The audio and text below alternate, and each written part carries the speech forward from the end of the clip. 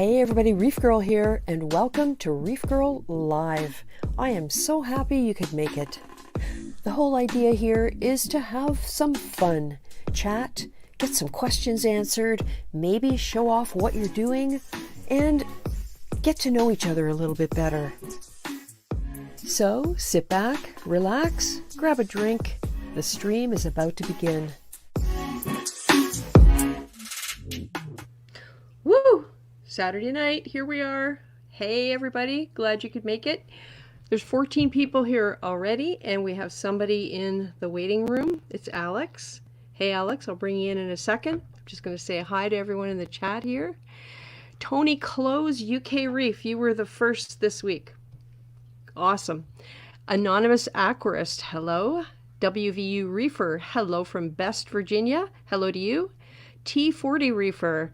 T40 says, what's up everybody? I pray everyone's doing good and staying safe. Yeah, it's the new goodbye. Stay safe. Calypso's Reefs. Hey Hector. Benny Fernandez is here. Hyun Lee is here. Click Clacks Reef. Hey Click Clacks. And who else have we got? We have Bongo's Reef. Hey, Bongo's Reef from the UK. And we all know anyone here from the UK is making a big sacrifice being up in the middle of the night. So welcome. Lisa's Aquatics. Lisa, so nice to see you. You're one of our heroes, so it's awesome that you could join us tonight. Welcome. Casey Nano, hello. And Woody's Reef. There's someone else from the UK making the ultimate sacrifice of not sleeping to be here. That's awesome. Christian Phoebus, hello. Who else we got? Jay Zeppelin. Hello, Jay. Straight Reefer. Ugly Man's Reefing. Hey, how are you doing? This is great. So right now the count is jumped up to 24, and hello, everybody. I hope you had a good week in the circumstances, and I hope you and your loved ones are doing well, and as we said, staying safe. And tonight we'll just relax and talk about our reef tanks. So to that end, let me just bring in Alex of Alex Gs Aquariums. There he is. Hi, Alex. Hello. How are you? Thanks for waiting. Oh, no problem. Doing well. How are you? Yeah, just keeping busy. Yep. I'm watching my waistline grow because my kitchen is much too handy to where I spend a lot of my day. And yeah, every time I walk, I mean, look. I feel the same way. I think it's a pretty common thing. Have you seen the memes yet? Little Debbie snack cakes, where she's a little girl, and after quarantine, she's about 300-pound lady. Yeah, I can relate to that. It's crazy. I think it's also a measure of comfort, too. I don't think I've eaten so many cookies in years. Who else have we got here? Bronx Reefer Brock. Hello. Wab Nikki. Hello from New York. New to the live stream, but I've been watching your videos lately. I want to mimic your mixing station. Oh, cool. Okay. Well, if you have any questions about that, feel free to contact me, because I can tell you what we did right and also what we did wrong. Let me just put up a banner here for anyone who might like the studio link and wants to come in and maybe chat, show us what you've got going on. That would be awesome. Ugly Man, Jay Zeppelin, Bongo, Hyun Lee, Sean's Fish Tanks. Hey, Sean. Nice to see you. Okay, and I think Alex is showing us Miss Stabby. Look at her. And out and about today. I was just cleaning the glass in here, and well, you won't believe it, but I cleaned the MP40, so it has more flow now. That's grape colourpa, is it not? It's a red boxoidal. Okay, all right. It's just a red grape macro, and it started growing on here when I put the new light on a few months ago, and I'm like, I'm not going to argue with it. I just, take some chunks off here and there, and it keeps regrowing, so it's happy. Yep. And it's probably consuming stuff out of the water, so. Yeah, the Taxophora has really taken off in here. So. Now that's the one that looks like a fern, kind of? Yep. Nice. And then still got some Florifera in here, and then there's one other species, but I think it's kind of in its down cycle for right now, because it kind of, there's just like one little tiny piece you can't really see. It's more of a fine one, but some of these algae seem to kind of go in phases of growth. So yeah, it strikes me that it wouldn't be surprising that they were somewhat seasonal. Yeah, the collectors that I've worked with on macroalgae, they've said, yeah, there are seasons for different types of things. So right. Oh, look, Johnny Martinez. Hello, Johnny. Thanks for coming in tonight. And Jessica J. Hello. Diacanthus Reef is here. Cool. Wobnicki.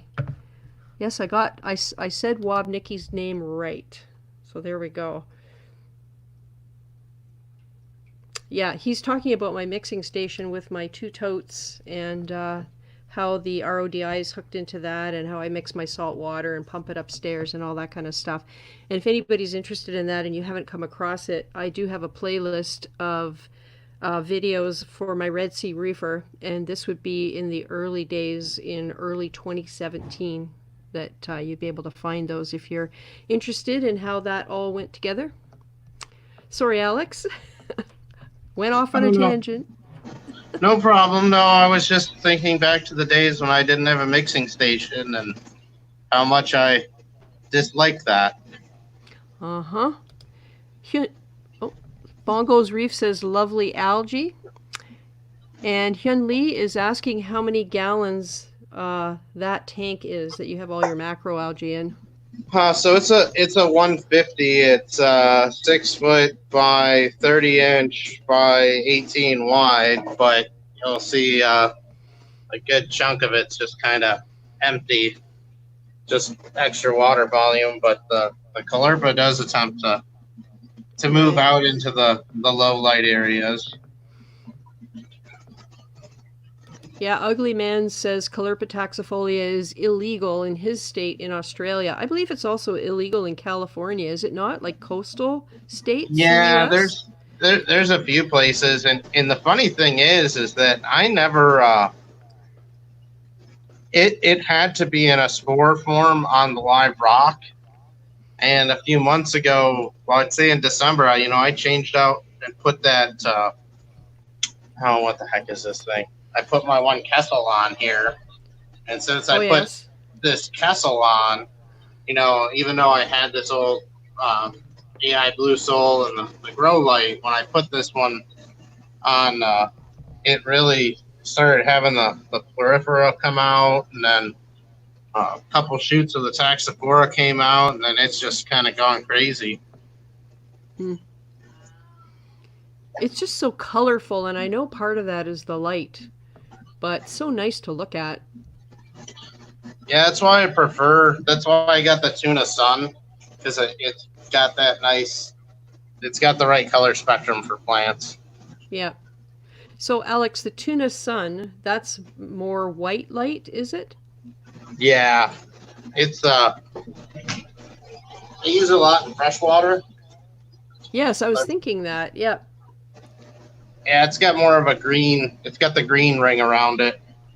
But I wanted to try one out to see how it worked, because I had my original thing, I had DIY floodlights, and the LED clusters in them just slowly gave out over time. I mean, they worked all right, but, they gave out. And then when I was I still grow Chato in there, but I put this thing on there as a grow light to grow Chato, and it's worked out all right for the Chato, but a lot of the other macroalgae just won't really grow all that great under it, so they don't look nearly as nice. Hello, Braveheart Reefer 525. I know you're also in the UK, so thanks for losing sleep over being here tonight. Drama D is here. Hello, Drama D. And Diacanthus Reef has a comment wondering if it would even matter if the Caulerpa went sexual in a system with that volume. Have you ever experienced that in here, Alex, or wondered about it? Yeah, so I haven't had the Taxophora do it yet, and it's one of the reasons that people tended to like Taxophora and the Prolifera is that they tend not to go sexual as often. But I've actually looked at that in the past under a microscope, and it looks like phytoplankton basically, and I don't get too concerned just because even if it is releasing any kind of chemicals in there beyond just dumping in a lot of coral food, the UV sterilizer should blast all that stuff. Right. So is your UV sterilizer set up for level 2 where all of the water gets treated? So it's set up on slow flow, so it will kill pathogens. But as for turnover, I'd say it's about it's about 500 gallons per hour. So every 3-4 hours, it turns the system over. Oh, okay. Yeah, that would do it. Calypso's has a question that I think you'll be able to answer, which is, what does it mean when it goes sexual? I mean, I know what happens, but I'm not sure what the trigger is or what the process is.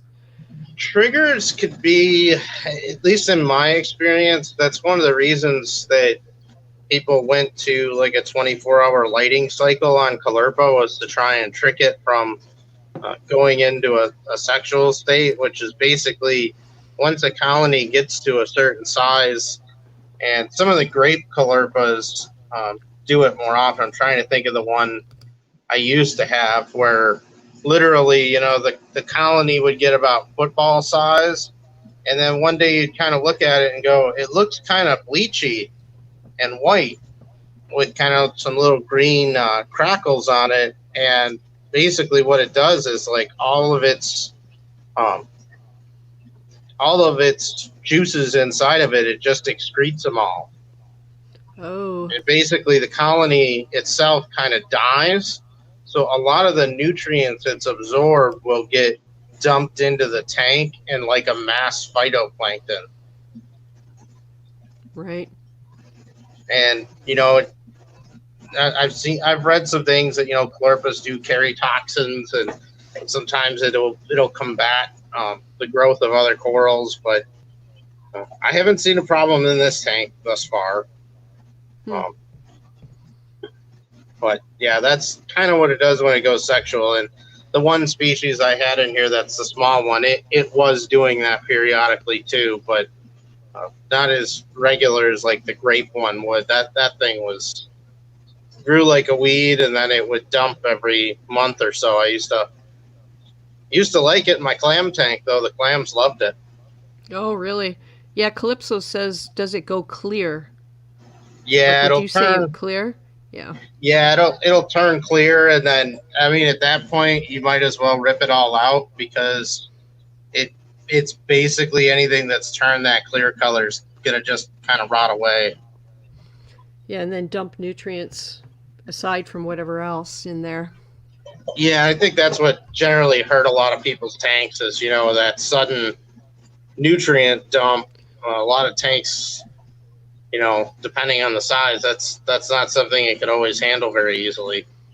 Right.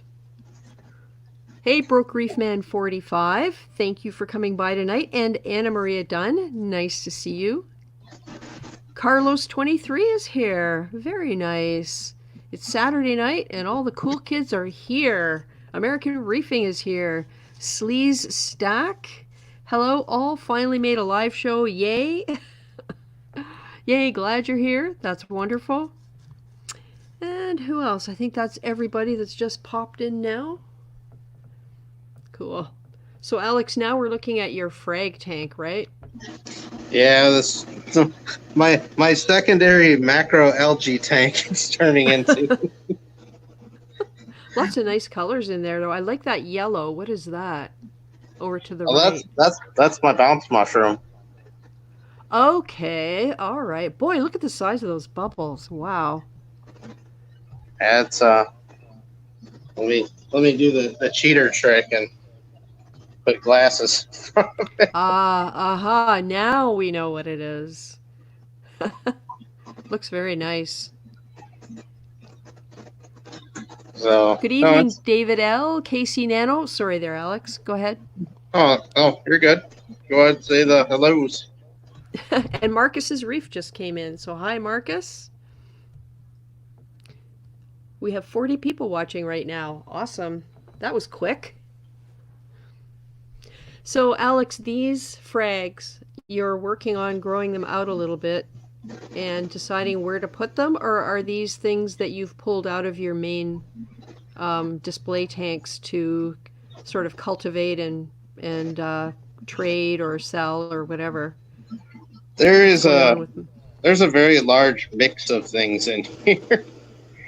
So the majority of the SPS, other than let's see, 1, 2, 3, 4, 5, 6, 7, 8, 9, 10, maybe about a dozen or so pieces of the SPS are frags from my tank, and the rest of it's all stuff that I got back in December, and I kind of decided I wanted to grow it out in here a bit and frag it in the frag tank first, just before putting it into the main display. Right. And do you have any fish in there? Casey Nano's asking about Nope. that. No fish in here. I consider it another place for all my microfauna to spread. I mean, right. At night this thing looks like cockroaches crawling around with all the mysid shrimp. So like, and go ahead. I was gonna say, like, the snails that are in here, and there's a couple different varieties, but all these black trochus I have, they were from natural spawning in the system. I didn't put them in. Wow, and that is a big snail. So it's done some growing. Holy smokes. Yeah, my tank, finally, I am seeing pods crawling around on the sand at night, which has taken a long time to reach that point. And I don't know whether the green wrasse is being a little bit more well-fed during the day, so isn't quite doing so much hunting, but I have noticed in recent weeks that the sand is alive at night, and the rocks, the way it used to be in my other tank. A lot of the time to tear it all down. Well, a lot of the microfauna will come out. They learn, kind of like the snails learn when something's harassing them during the day. They'll just stop coming out during the day, and at night everything changes. Yeah. Camaro Kid is here. Hello, Camaro Kid. Broke Reef Man said he just finished installing a UV sterilizer and wiring all the wires, and of course the UV doesn't work. You always find that out when everything's done.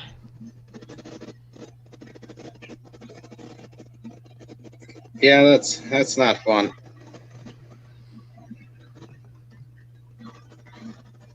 Yeah, oh no, you go ahead. I was gonna say, part of what I was gonna try and do tonight is I got some things I got to frag out of the big tank, and then I got a few things in here that I'm gonna try and frag and put some pieces of them into the big display to start growing them out. Are those Colt corals you have? The leathers over on the right, the finger leathers? What are those? they? Those are Stereoneptia frags. Oh, okay. So that's a color I haven't seen before. The white. It's actually like a beige color. Okay. Pink, almost a pink color. It's hard to tell with this because they're not in white light, but it's actually got yellow to it. Nice. Even though the camera's gonna pick it up. But yeah, they look a lot better under white light, but they're really stiff and bristly, like it's basically a photosynthetic version of a carnation coral is the best way to think of it. Oh, okay. Yep. One of my favorite softies. Nice. Star City Reef, hello. Star City Reef says, can we see the display? Oh, you're welcome, Anna Maria. It was it was not a fun process to go through the Montipora fragging, but ultimately I learned a lot too. So, yeah.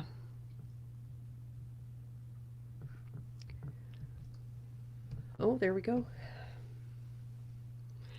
This is the reef tank that is 480 gallons, right, Alex?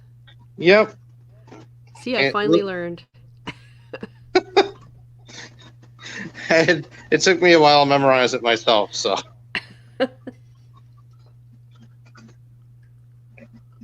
Yeah, it's been jamming pretty good. I did a little bit of rearranging this week, and well, I was just about to trim up this green sinularium more, because I know that's my big colony that's like over a foot, and it just needs a trim. Wow, is it kind of collapsing under its own weight? It actually is kind of put out runners almost because it's always been on the sand. It used to be in front of my. It used to be right where that other bubble, the white bubble, is. But it was in a kind of bad spot because it would get stung by the bubble coral on one side or stung by the sea anemone on the other.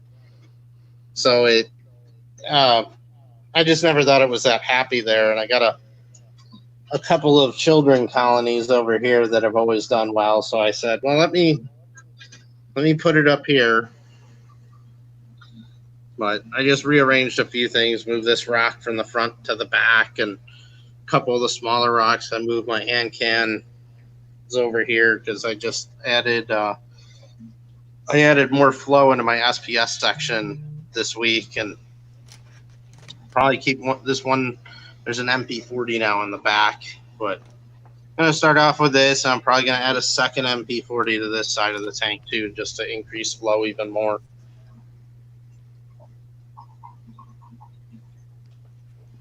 Hey Hyun Lee, I got your email and I will send you out a link while Alex takes us on a tour. Oh, there's the mandarin. Yeah, that's the female right there.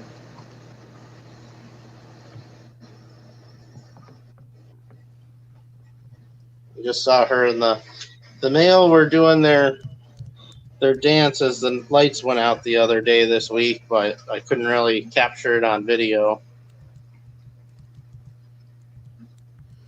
Is that something they do kind of regularly that you can watch for it? Yeah, they'll kind of go into their breeding dance as the lights go down. So they'll kind of pair up and swim alongside each other, and then they'll swim around a little on the rocks, but then they'll start kind of rising up and falling down.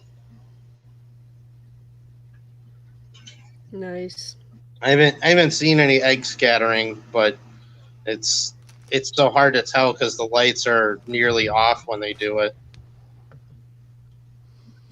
I saw a video recently about a thing a guy made to snag fry, and it was a freshwater thing. Or was it a freshwater? I don't remember. And it occurred to me, if I do the whole moonlight simulation and try and get my corals to spawn, it's something I might need to create, because it seems like such a shame to lose that kind of new life because of filtration and all that kind of stuff. It would be cool to try and work with it and see whether there's any way of getting any viable eggs or anything like that. It's I haven't had any coral spawns in here that I've seen yet. Not to say they haven't happened, but plenty of fish spawning and snails going on. Yep. But I have seen some of there's a guy in Minnesota, I think it's like Vossen Aquatics, and he does he raises fish, and I know they were showing a trap on Reef to Reef once that was a larval trap they used on their tanks. Yep. Yeah, I want to look into that a little bit more just to see whether there's a way to realistically set something like that up once I get all my stuff into a new tank at the end of the year here. Hey, Murphy's Aquatics. Glad you could make it tonight. Nice to see you. And we have Hyun Lee in the waiting room. Why don't we bring him in and see what he's got going on? And I think he needs a troll question. What do you think? I think that sounds very fair. All right, then. Hey, Hyun Lee. Hello. Nice to see you. Yep. Thanks for joining us tonight. Yeah, I just had to join because I'm trying to explain something, but I can't explain it while I'm typing it out. I get it. Yeah. But yeah. Yeah. So we have a thing. Benny Fernandez is asking about Flatworm. Okay. Oh, yeah, go ahead. Well, before we do that, we have to put you through the initiation. It's just like an icebreaker to get to know you a little bit. And it's a troll question. So it's just a really easy question that tells us a little bit about you as a reef keeper. And I will ask you the question after I put on the troll glasses. This is tonight's glasses, okay? And you can answer the question, and everybody can get to know you a bit better. So you ready? Yep. Okay. If you think of your most frustrating experience as a reef keeper, what did you learn from that? I would say it's just not having someone to talk to, but when it's something like, and something I learned was just to do research and talk to people that have more experience than you, because in the end they've already experienced it, so they'll teach you how to do it. Yep. So yeah. Yeah. They'll I think guide you through that's it so at least. That's really good advice, because you just don't know, even if what they say won't apply to you, some of what they say might give you ideas that lead you to a solution that does apply to you. Yeah, and hopefully the person that you're talking to is trusted, because Yeah. yeah. Definitely. So Hyun, I saw you guys in the chat were talking about flatworms. What did you want to let Benny know about flatworms? Because that's something a lot of us deal with. Sorry, you cut out. Sorry, what did you say? Sorry. I noticed in the chat you were talking to Benny about flatworms, and you just mentioned when you came on you had something to tell him, and a lot of us have dealt with flatworms. So go ahead. Yeah, he was talking about how he was going to use flatworm exit, and I was just saying that depending on the type of flatworm you have, the brown ones tend to be, I wouldn't say toxic, but they can, when they die off, they tend to affect, like, make your corals close up, that sort of thing. Just like how polytoxins kind of get released and make your corals close up. And I was saying that he said that he was going to dose it at night, right after his lights turn off. But I think that you should really dose it right before you do a water change, just so when they start dying off, you can kind of suck them up and dispose of them that way. Or if you're going to dose them at night, maybe put a fresh bag of carbon in, so then in the morning things are okay. Because in my experience, whenever I did that and I didn't do a water change, everything just was not happy. Yeah, I've used that stuff a lot, and what I would say is follow the directions very carefully, and I would probably not dose it at night before the lights go out, because one of the bits of advice they give you, or the directions, is to monitor your tank during the first 45 minutes to an hour to watch what's going on, because then you can respond. If you see corals starting to react, you can throw some carbon in. You don't always need carbon, but if you're starting to see numbers of them, then you're only seeing probably a tenth of what's actually there. So if you take a baster and blow them off the rocks and try and remove whatever you can, it's worth taking about an hour or so to do that, because you will get some of them out of there. And yeah, they do release a toxin when they die. Yep. So it's good advice to be ready with the carbon, and a water change after also would be a good idea, because the thing about flatworm exit is it's not one of those treatments that need to be in the water column for a long time to do the job. It either works Yeah, immediately, exactly. so you'll see the flat. I in fact I think I have an Instagram post showing my Recordia in Mollywood with flatworms swarming over them. It is so gross. Yeah. And I had no idea there were that many, but it was just like moving the whole. It was awful. Yeah. So yeah, I It don't definitely know that I becomes a would do it problem. at night.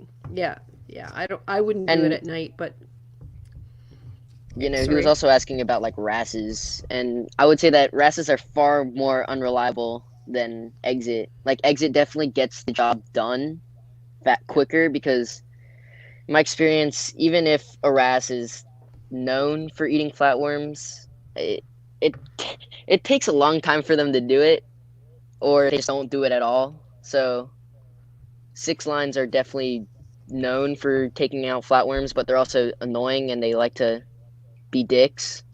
So I Yeah, recommend getting like a yellow chorus yeah. or just It's like funny. And it's funny you should say that about wrasses, because every time you talk about having flatworms, everybody goes, "Oh, just get a wrasse." Like yeah, it's that easy to go out somewhere, get a wrasse, and dump it in your tank. No, it's a process. You have to mm-hmm, quarantine it or buy from a definitely, quarantine. Like, you know what I mean? It's not just so simple to grab a wrasse and throw it in the tank, unless you yeah, want to take a risk on lack of quarantine, or you want to introduce something that's going to be potentially aggressive and upset the yeah. balance of your fish community, right? Yeah, that's very like I don't like it when people are like, yeah, no, I'm just gonna go out and grab a six line, and I'm like, "Ugh, do you really want to do that? Like, let's think about the options here. Like, you can either have a complete dick tank mate for your entire life because it's gonna suck to try to get him out of there, or Yeah. And let's try I something to, different.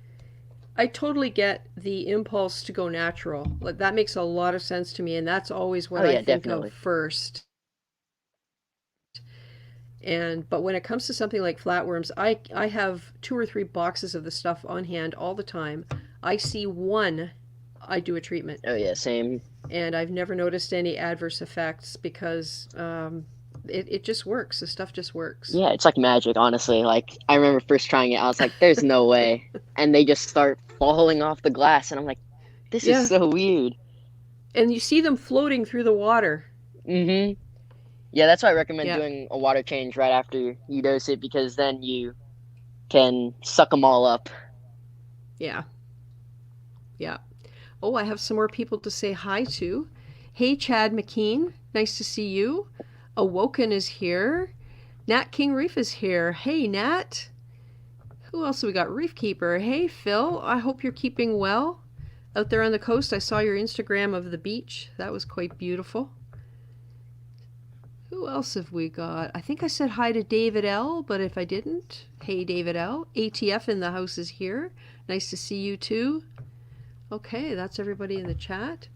So, Hyun, tell us a little bit about what you have going on there.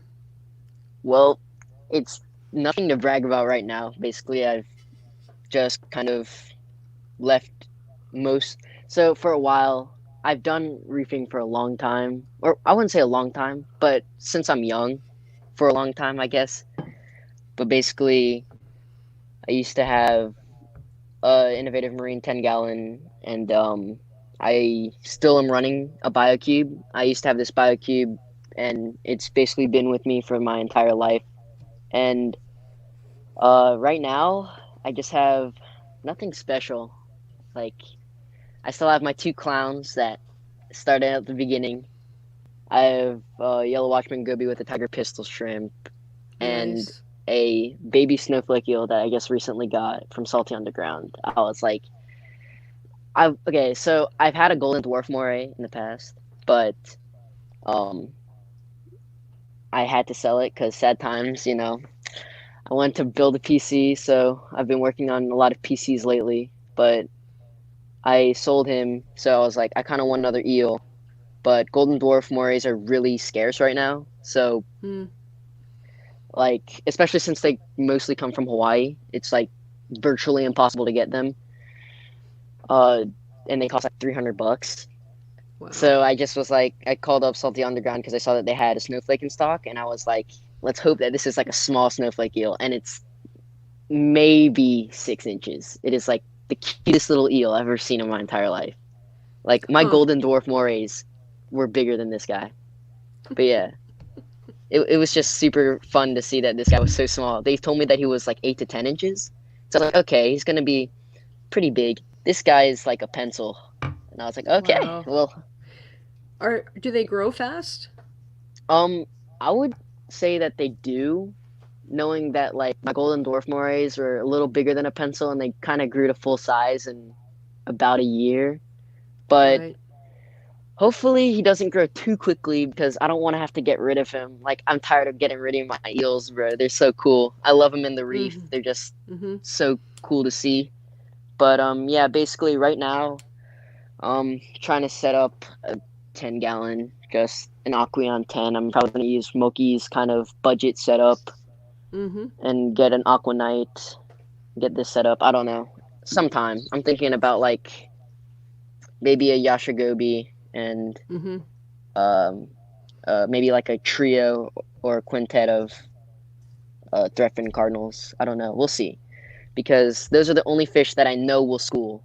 I've never had any fish school like threadfin cardinal school. Hmm. They I like to think stay in a someday tight bunch. in my big tank, I'm going to have the poor man's eels. I'm going to get some engineer gobies Yeah, I've had an because though engineer goby. They're wicked. They're so they're nuts. so cool. Yeah. My mom thought that it was an eel when I got one.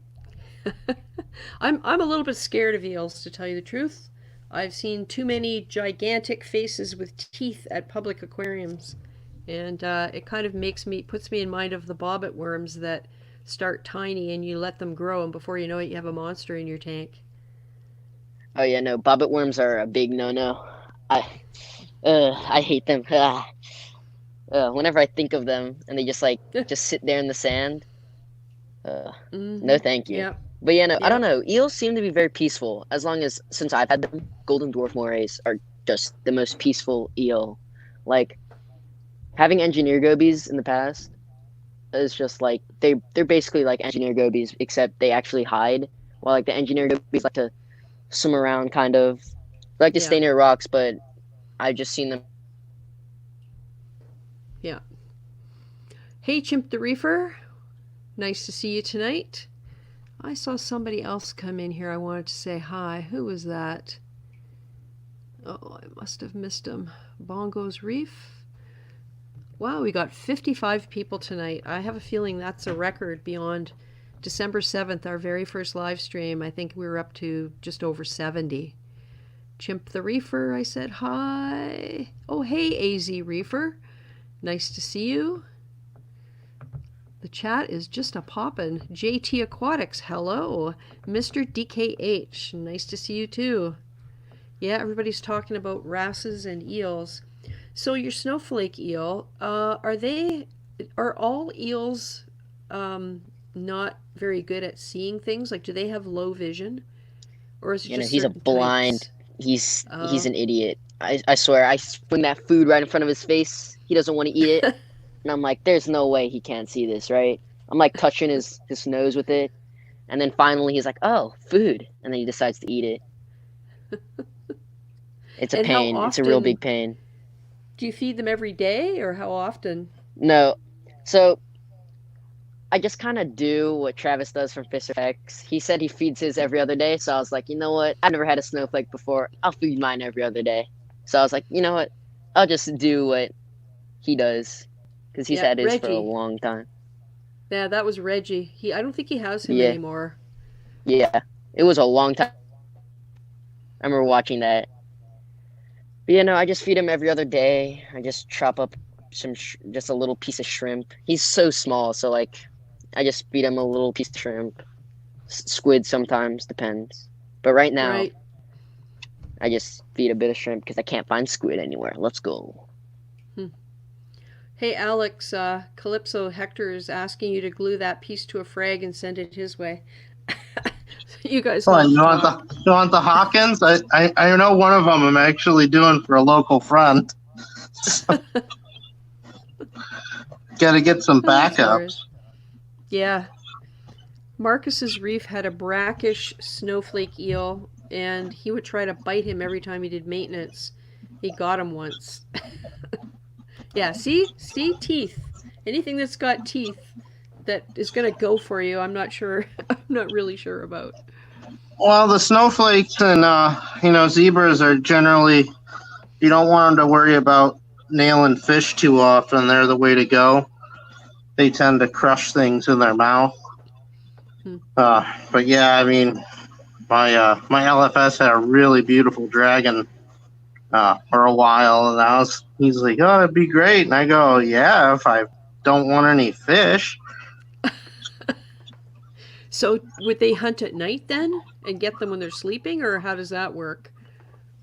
Well, eels, while they don't have good vision, their sense of smell is incredibly good.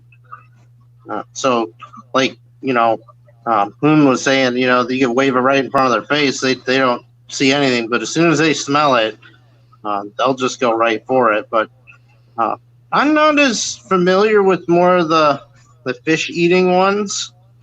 I mean, they tend to be opportunists like anything else. So, and I don't know how their sensory organs are compared to everything else and how they can sense stuff in the water. Oh yeah, they're talking about ick in the chat right now. But yeah, I thought about an eel, but I'm kind of glad I didn't do it for my big tank. So my wife said no eels. Well, you know what I would love? I would love garden eels. I think those things are the coolest. And I had a plan to take my 90-gallon tank and create a terrace of like about an 8 or 9 inch deep sand bed for about half of the tank, and put a barrier across some rocks or something and have more shallow sand below that, and just have this upper terrace of garden eels. But the tank sitters all said no, they're just too creepy. So maybe someday. Maybe someday when I'm old and I don't need a tank sitter because I never go anywhere. Well, it could be worse. I mean, garden eels aren't too bad. It could be something like a clown trigger that, Let's see what they're saying or a about puffer that'll rip your finger off when you feed them wrong. Yeah, exactly. So like ick usually is the fish get it when their slime coat, when they get stressed, so their slime coat, they release their slime coat, so then it kind of attaches to them that way. So if a fish is healthy, you shouldn't worry about if your other fish are healthy. If one fish has it, you shouldn't really worry about your other fish around it unless you have because tangs are notorious for getting it. But usually when one tang has it, there's a high chance of other tangs having it, because once one tang has it, they get stressed out. So all of them get stressed out if you have multiple tangs. So that's one thing that you might need to worry about. But other than that, most of their fish, if they're already healthy, they won't get ick. And yeah, I'd say the best way to fight it off is to put garlic in your food, or just like every single time, even though you don't have ick, to just straight up put garlic in the fish food, because it's just good to keep that in the system. I use Also, Celcon. cauliflower has that ick thingy. Yeah, 5 drops of Celcon in the frozen food every night when I feed. And somebody in here a while back talked about lymphocystitis, and I had not been using Celcon in Mollywood, and some of those fish were showing signs of lymphocystitis. And as soon as I started using Celcon in their food, they started to heal. So there's something to be said for that. I don't know if it's a magic cure-all, but it certainly seems to help them. Yeah, because it definitely gives them the immune nutrients system to help it fight off. Yeah. I'm always of the tact if they're being fed good, healthy foods. And I mean, I got ick in my system. I don't even worry about it. It Yeah. comes and goes. Fish get stressed out for a day or two. They'll get a few dots, and then I personally have never lost a fish to ick, but I've also had fish have ick in the past. But I've just put garlic and salt in my food. It's this one thing called Medic. I think it's called Medic, Polyplod Medic, and that seems to help a lot as well. Yeah. yeah. Chad McKean. Oh, sorry, Alex. Sorry. I was gonna say some of my fish. Like I bought my purple tang, Craving and for shrimp scampi whenever I add garlic to my fish food. That's great. That's great.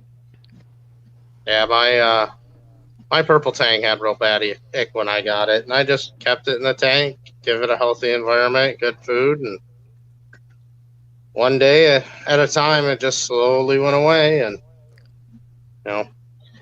plus I always in the going fallow and stuff is always a route, but I've seen a few people lately that have done that and start back up, and then they're like, my fish have ick again. What the heck? Yeah. So, Gosh, I might have to start up a YouTube channel again. If I start up this tank, I don't know. We have to see. If this tank ends up going well, we'll see. I just want to answer a question here for Chad McKean. I love my Orfex. You've got the UV version of the OR120. The Blue Plus is awesome. The Spectrum is pure blue. And in fact, I did do my PAR check this week. And it was about 3:30 in the afternoon when everything is at its peak. And I was quite surprised at how low most of the numbers are. They're higher on the sandbed than I thought, but my maximum PAR where any coral is 315. And that's the Montipora right at the top. Most of my Acropora are in and around 210 to 275, something like that. And the sandbed is 160 right in the middle and 90 at the outer corners. So at the front. So I did the PAR check, and I can't remember who it was that was asking about PAR. I think it might have been Insane Reefer asking about PAR for a tort and a millie that he got. And I can answer those questions now. So there you go. Anyway, I hope that helps, Chad. I would love to have all Orfec on my next build, and probably the Atlantic V4s once I figure out a few things. And I absolutely love them. I love the build quality. I think the PAR and the PER is exceptional, and the PER is probably at 85% on these light bars, is probably among the highest that there is out there. So yeah. What else have we got? Yep, they're still talking about ick.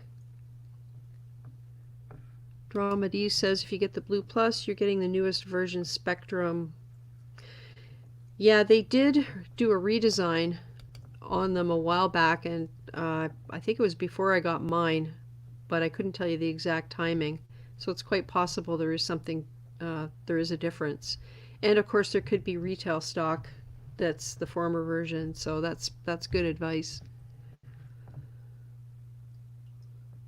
So Hyun Lee, Benny is asking if we could see your tank. Oh, I see, you're chatting with them. It's kind of late. And it's dirty. Yeah, it is kind of late. It's 9:47, so. And come on, the dirty blue lights isn't are a problem. on. It's Dirty's nasty not a right problem. now. I don't want to talk about it. Oh, let's see what else we got going on here. You know, we're all wondering what Tri-City means. He said, who's around the Tri-City area so that when SLL this is over, Oh, you might have ATF some very in the nice high-end house. toastals. Yeah, I think he's in, I want to say, New Jersey? New York? Because I was wondering if it's DMV. Okay, Tri-City, New York. I was like, okay. Yes, ATF in the house. We have to talk about getting a frag of your Weeping Willow. Oh, because wait, Weeping Willow? I need one right now. I can legally bring that across the border into Canada, so that's one that I could actually have. Oh, let's see what else we got here. He's in Connecticut. And Hector Eclipso's Reef is also in Connecticut. And there's Alex's potato chip coral, the Pavona. Nice one. Let's put Alex's tank up full screen. Sorry if I'm moving around a lot. I've been trying to trim a couple of things.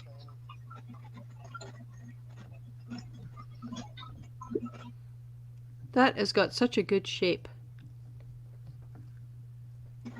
Yeah, that thing's grown out really nicely. I mean, about this sized. Wow, wow, that is big. Of course, I whacked another acro when I did that. Oh well, that'd be fine. It's inevitable. You can't do anything about it. It's inevitable. This one's doing really good now.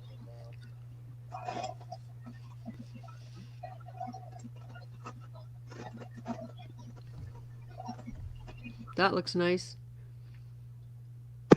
Yeah, when I got that at my LFS, he had someone that brought a bunch of frags in, and it was all bleached out. And I was like, well, we'll see what it does. It's already encrusting onto the rock, so it's only been in there. I think since December, it's colored back up and getting that back is to... so rewarding.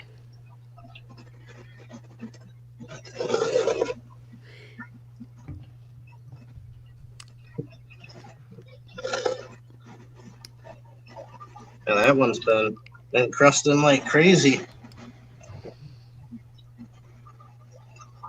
Wow.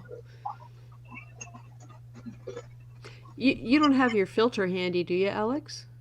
Your lens cover? Yeah, let me grab it. Give me 1 second. That'll really show us the colors. Hey, ATF in the house, I have a short video of yours that you sent of your 30 long, which is your office tank.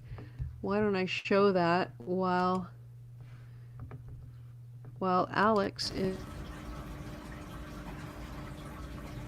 So this is your office tank, the 30 long, I think you said, and it's full of leathers and soft corals and lots of stuff. Really nice.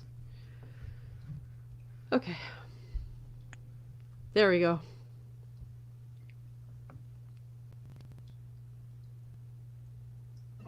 All right, there.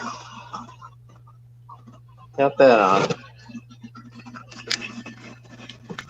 Try not to go to a part of this box that's scratched.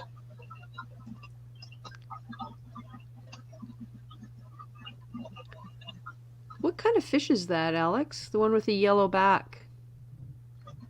That guy? That's a whip fin fairy wrasse. Nice. Oh, I can see his dorsal fin now. Yeah. Wow. Oh, he's been a curious little bugger.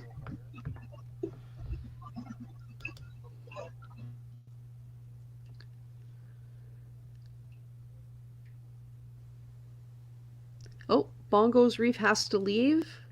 See you all next time. Bye-bye, Bongo. Thanks for coming by tonight. Appreciate it.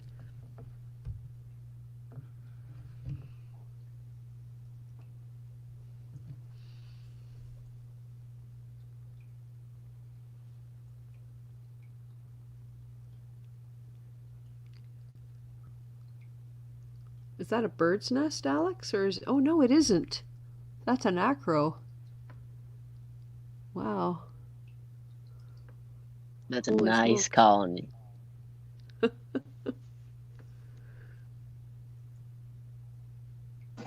that was one of the first SPS frags I put in here. This thing has just been... Ow, damsel's biting me. Who's biting you?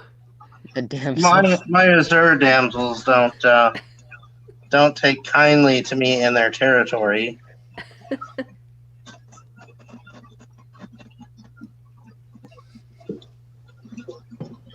See, the Royal Brahmas don't care, though. They're just like, whatever.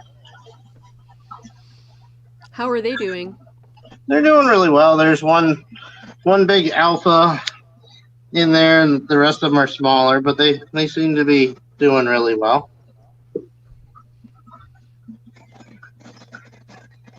Nice.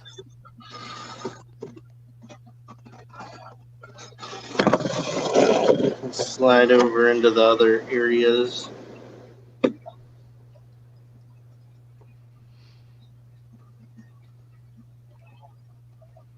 And that's that coral you asked about earlier. That's another colony of it there. Right. And the pink one in the center is a Japanese Cereoniptia.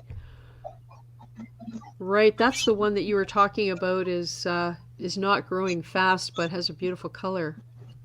Yeah, it's probably like tripled or quadrupled in size. So it's not overtaking the other colony. And then there's my massive Xenia. Wow. Oh, we have a few more people in here. Luis Gigliotti, nice to see you, Luis. ChaseV. Very good. What's that green one, Alex? The mottled green on the right. Kind of, okay, move to the right. The other right. A little further. Right there. You see the bright green? What's the mottled green below it? Is that a Leptocerus? Or Leptocerus? Or is that just what the rock looks like? Right below the vibrant, yeah, that one. Your mic is muted, probably because you're in the cell phone box. How about now? Yep, that's better. Yeah, it's Mr. Freeze Leptocerus. All right, okay. Somebody's asking to see your a lot of frags Emperor of those. Angel. What is it they want to see? Your Emperor. Okay, let me swap over here. Yeah, see, this is, like I said, oh wow, branching out here. Yay, almost ready to Cool. frag. That's cool. Yeah, this is a heteroxenia, so it's not the standard stuff.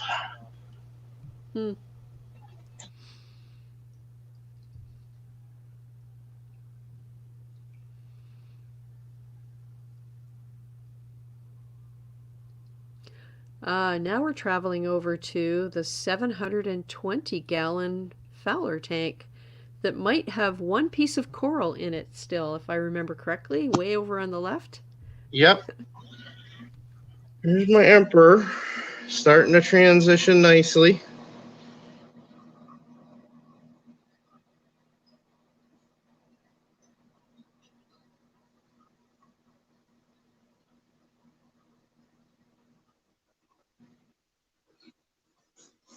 One of 6 angels in this tank. How do your angels get along generally? Usually pretty good. The annularis wasn't the happiest when some of the other ones were added, but has gotten a lot better. The Emperor every now and then will get a little pushy, but that's kind of expected. They get that way.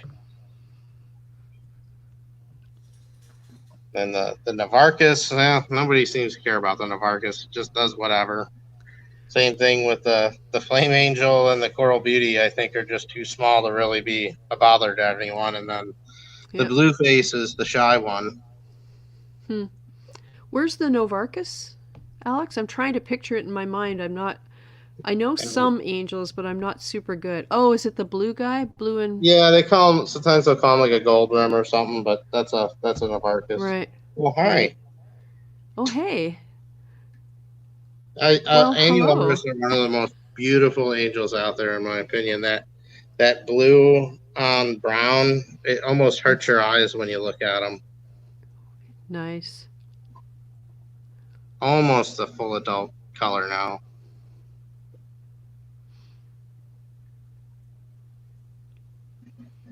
Have you ever considered getting any of the bigger tangs, like the unicorn or... I got a Vlamingi? I got a Vlamingi in here. That's a Vlamingi. Oh yeah, right there he is. Nice. I would love to get one, but I'll never have a big enough tank. Still healing up. When I got this guy, he ended up. It looked like cauliflower disease, and then actually had some pretty bad fin damage and everything kind of come out on his own. So he looks like he's got just a touch of lateral line, but it's been fading over time. So, but, Yeah, he looks nice and fat, and I mean his fins don't look ragged or anything. Yeah, he's just like I said. He had and I don't know if some of it's going to be permanent scarring because actually probably like between the first, second, and third dorsal spines, he actually lost all the finnage in there. Ooh, wow. He just had the spikes, and I was like, I don't think that's coming back. Yeah. But it has been over time. Just real slow, and same thing, a lot of the lateral line's been healing up over time. Yep. We're having a hard time hearing you, Alex. I think maybe your finger's over your microphone. You guys still hear me okay? Yeah, that's good. Yeah, for a second you kind of went kind of quiet. Hold on, I went to Thank you. let me try to do some settings here.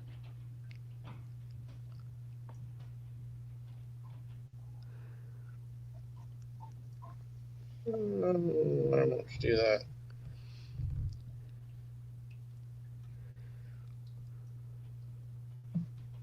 There's the puffer. Let me leave and come back because it came off a speakerphone. Okay. It's a nice Fowler. I'm kind of jealous, I'm not gonna lie. Him having all these giant systems. Yeah. Hey, I always want a giant system, but I stay nano usually.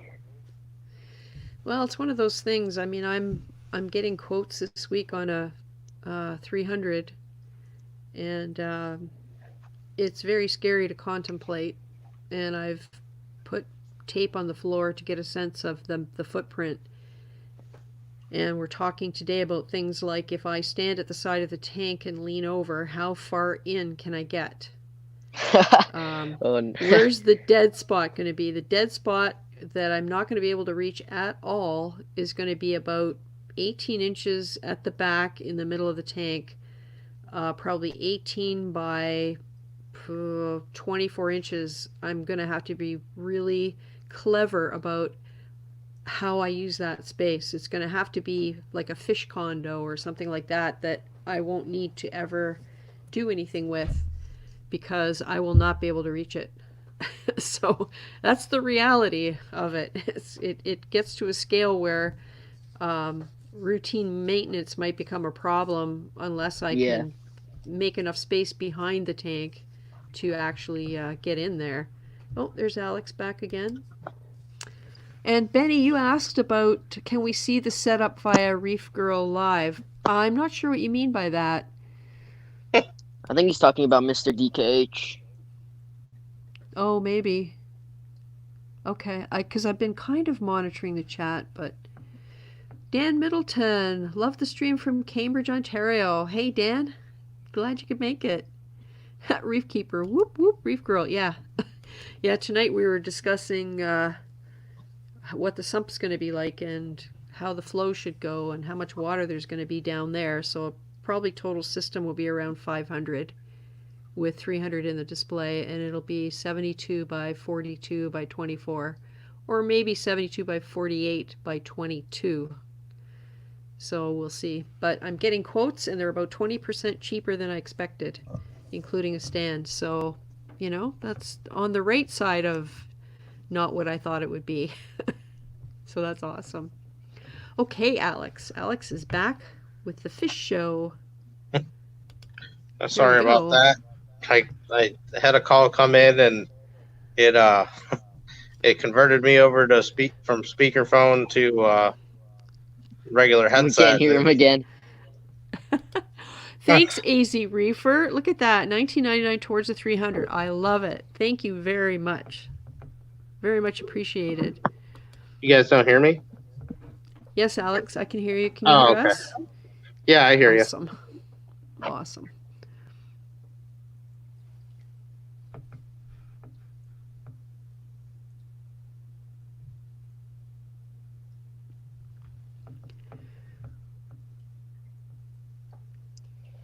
I just want Looks to beautiful. get a big tank so I can keep Antheas. I just want Antheas so bad. Yeah, they're really fun to watch because of the schooling or the shoaling. Yeah, that's why threadfin cardinals are my only fix for schooling fish because they're the only ones that like to stick together. Chromis don't even do it. It's kind of annoying. They're always all over the place. The only thing I noticed with the thread fins, they could be incredibly shy.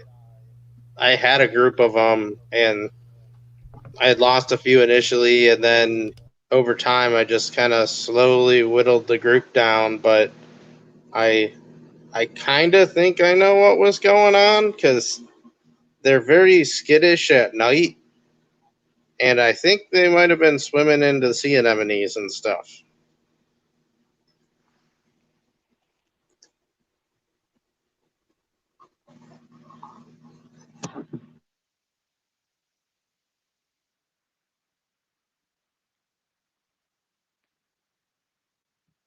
Sorry, you lost me for a second there. I was sending an email out to ChaseV. So ChaseV, check your email. It's coming out to you to come into the studio.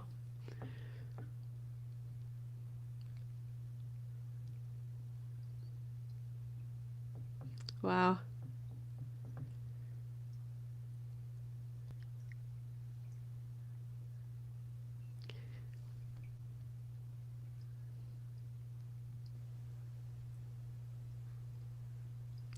So Alex, you were talking about the Antheus wandering around at night. Do they not stay in one place? Like I've noticed my fish. I know No, exactly where they all are. no, that's the threadfin cardinals. Oh, sorry. Yeah, I got a dozen of them. I got one. I had a pair, and then the other one just disappeared, and I was like, okay, that's a little weird. Huh. I don't know if the other cardinals don't seem to get too aggressive, but these other, I can never remember, these blue eye striped guys too. I've seen them shoal together in tanks. Those are I might, cool. I might try to get a group of them next. This was actually a fish I got from my sister when she tore her tank down. I inherited it. This Nice. guy's been really cool though. And I've seen them do very similar to the thread fins. So I might try a group of them next. Yeah, it's good to have that open space where if you do have shoaling fish, they have the space to move around because I think that's what happens sometimes too, is they don't have enough space to maneuver as a group. So we think there's lots of space, but if there's stuff in the way or if there's a flow pocket that throws them off, they don't always have the ability to move around in a group like that. There's Yeah, and like the other thing too is when at least my experience is snorkeling in the ocean and stuff around, especially things like tangs. Um, you know, the group they're in right now. I mean, they'll just be moving as like a big fish mass, and mm-hmm. that's plenty close for them to be in a shoal because they'll just be going around just chewing on rocks as a group. Cool. So they won't necessarily just hang in the water that way. They're kind of moving as a pack to feed. But Nice. these you know, these tend to do that. My lone Antheus in here, which was another inherited fish. I do want to get more Antheus because this guy's been real happy in here and just doesn't have any friends. Interesting. Oh, we have ChaseV in the waiting room, and I think I see a corner of a tank, so I'm going to get to ask 2 troll questions tonight. Awesome. Let's bring Chase in. Hello, ChaseV. Hey guys, can you hear me? Yep, can. loud and clear. Yep. Awesome. I see something colorful. Yeah, that's my main display tank there. So 125. Nice. So Chase, I'd like to ask you the troll question if you're game for it. Answer a question Sure, go about ahead. yourself as a reef keeper, and we can get to know you a little better. All right, here's my troll glasses for tonight. Okay. Let me just look at my notes because I have to refresh my memory about the troll questions that I have. There we go. Oh, I know. This is a good one. This is one we haven't had for a while. So, Chase, in one sentence, can you describe your very first reef tank? That's a great question. Let me think about it a little bit here. Yeah, no problem. Take your time. Not meant to be hard or scary. Yeah. It might not be a grammatically correct sentence, but we'll give it a shot here. Well, it was a 55-gallon mixed reef. Lucky I got by on what I did at the time, but learned a lot from it. Kind of tank. I don't know. Hey, that sounds reasonable. You're in. That sounds like the experience a lot of us have. But so your first tank was a 55 then. That's a good size to start with. Yeah, I picked it up. I had gone down to an LFS near my house and just kind of, that's what introduced me to reefing. And then, when you were first hearing about it, they say get as big as you can, and that was pretty much as big as I could get at the time. And so I had that up for about 5.5 years, moved it several times, and it actually cracked about 6 months ago. I was using it as a kind of a holding tank, and the bottom cracked out, so I actually got rid of it recently. But Wow. good little tank there.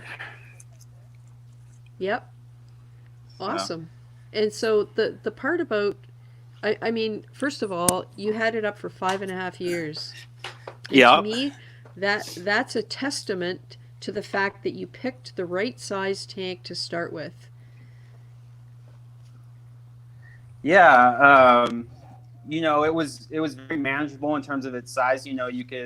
That size tank, you can pretty easily do water changes, although I wasn't always the best with it on that one. And yeah, it's just a manageable size, Sometimes with yeah, I don't know. I do like my bigger system though, because I feel like it's kind of like a bigger ship to steer. You can move more slowly, and I like that about it. So Yeah. So this is a 125, you said? Do you have a sump and all of that too? yeah, actually, in the past few days, so I'm planning on, this is actually an older tank too, and because that 55-gallon cracked, I'm worried about this one, because I got this one secondhand as well. So it's getting up there in years too. So my plan is in the next year or so to kind of get another display, and so I'll show you guys over here. I've been setting up this other system to kind of transition things to make the transition smoother. And so I have this kind of Frag. This is a 6 by 2 foot by 1 foot acrylic Frag tank. Nice. And it just has some kind of overflow stuff in it from the bigger tank. And then it's plumbed into the sump over here, which just has a dual reactor there, carbon GFO, skimmer. And then here, I'll turn this light on. The other side's plumbed in. Let's see. Is this all one system then? It is as of a couple days ago. Okay. This refugium is connected onto this is like a 75-gallon, I think. And so it's also connected to the sump. And then just in the past few days, because I do want to transition it, so I wanted to combine the water, I made this like temporary soft plumbing system. So now this tank is connected over to this whole system that I just showed you. So I just love the mad scientist aspect of this. Just love it. You could go through there in the dark because you would know where to step so you wouldn't trip on the hoses. But most people, yeah, it's a little crazy. That's what my fiance was saying today. She was like, "I can't believe you did it like this," but I did it with the plan of knowing it's probably going to be gone in hopefully 6 to 9 months. So. Hey, you do what you can. You do what you have to make it work. And just because it isn't pretty, it isn't always pretty, but as long as it works, right? Yeah, yeah. Looking like some very nice coral you have in there, too. That Monty, is that the green with the purple rim? It looks more bluish to me when I look at it. I think it was sold to me as what's called blueberry fields. The polyps are blue on a green background, obviously. Nice. The rim, I think, is just accentuated by the filter on the video, I think. Oh, yeah, it could be because there's white in it and it's showing up more blue. Yeah, it's glowing more blue. It's just a gentle blue in real life. Nice. Yeah. I love when Monty caps do that. They start swirling and stuff. Oh, yeah, I know. It's my favorite thing. This is the first one that's really done that well for me. So. Hey, Sharbuckles. Sharbuckles says it's a gorgeous tank, ChaseV. Oh, I appreciate it. Yeah, it's beautiful. I do think the little gel filter helps a little bit, but hey, I'll take it. Yeah, and it's the time of night, too. Whereabouts in the country are you? Yeah. What time? I'm in Central Mountain Time, I guess. Okay, New Mexico. So it's a little earlier for you than it is for us. We're at 10:15 p.m. So you'd be what, 9:15 or 8:15? 8:15 for me right now. Ish. So right. I have actually about an hour and 45 minutes left on my light schedule, but I ramp them down pretty early because I don't like to leave them full intensity for too long during the day. Right. So. And is it bare bottom or just a little bit of sand? No, there's the way the stand's built, it's like the bottom part of the tank you can't see, but it's about 1 inch to 1/2 inch. It's not much in there. Right. Blue carbon reefing. Did someone say mad scientist? Yep, I think that's what all of us reef keepers have, is just a little bit of mad scientist going on. Yeah, don't get me. I don't want to show you my cord management or lack thereof. Let's see if I can get these. Yeah. I don't know if I can zoom in. Yeah. Some of these SPS. It's a beautiful tank. I love the intensity of color you have, and the way it's all distributed is really nice. Yeah, this has been up and running for about 2 years now. I've just gotten into some of the SPS in the past 6 to 9 months. I've tried them before. I've just been able to keep them alive a little more consistently lately. Yeah, I can relate. So, yeah. So can I. So, I'm just, I got my first couple clams a few weeks ago, so I'm trying to figure out about those. Which clams? Maximas or Durasa? I got a Maxima. He's pretty small. Let me go back there. Hey, Chase, are you able to turn your phone so that we've got a horizontal view? Yeah, there we go. That fills the screen up much better. Nice, thank you. That was a coincidence. I happened to just turn the phone at this moment you said. I don't think I can focus on it too well, but the Maxima's back there. All I know is I've heard to put them on rocks and they like high light. Yeah, they definitely like rocks. They're a rock kind of clam. I won't say who I got them from unless you guys want to know. I don't know if that's an ethical thing or what, but when I turned them over, because I initially had them in the sand and I was reading about the rocks, I wanted to get them up a little bit in the light, and when I turned them over out of the sand, the foot looked pretty mangled. So I don't know what to think about that. His mantle comes out during the day, but I don't know. I don't know. I'll Well, keep then- an eye on that because usually when that happens, they just slowly kind of. I don't know. I don't really know how to explain it. I had a Crusea that did something like that, and it did not end well. I was kind of sad. They, Yeah. I'm pretty proud of myself because I think I rescued Stanley, my Crocea. He was in a tray, and he spent a long time in that tray until a turbo snail bulldozed by on a nearby rock and rotated him. So for a No long way. time, he was at 90 degrees to the tray, and I noticed recently it looked like he kept leaning over into the sand, but because of where I had him, I couldn't get a good look at the backside, which is where the tray was, to see whether his foot was still attached. So I finally got up my nerve, took the lid off, went in there with gloves on, and picked the whole thing up, the tray and the clam, and I looked at it really carefully, and a tiny, tiny bit of his foot was still attached. So I really carefully rotated him back into the tray, like just a tiny bit at a time, laid it back down on the sand, and now he has come out. He started coming out bigger than I've seen him in a long time. So he's now once again aligned with the little valley in the tray, and I've got him away from the rocks so that the snails can't do that to him again. But I was very worried. I've had him for 2 years now, and the growth has been probably, I want to say, his white growth rings are always about a half an inch that represent 3 or 4 rings, and he's probably put on about 1.5 inches of growth. So Nice. I was really hoping that he wasn't going to check out because he's a gorgeous blue color, and you kind of get attached to these things. You feel bad when they Yeah, have definitely. incidents like that, yeah, Hey, Scoop Is that a Chuck. Is that a Any of Hoppus the clam? clams. Are my eyes deceiving me? No, sir, you are correct.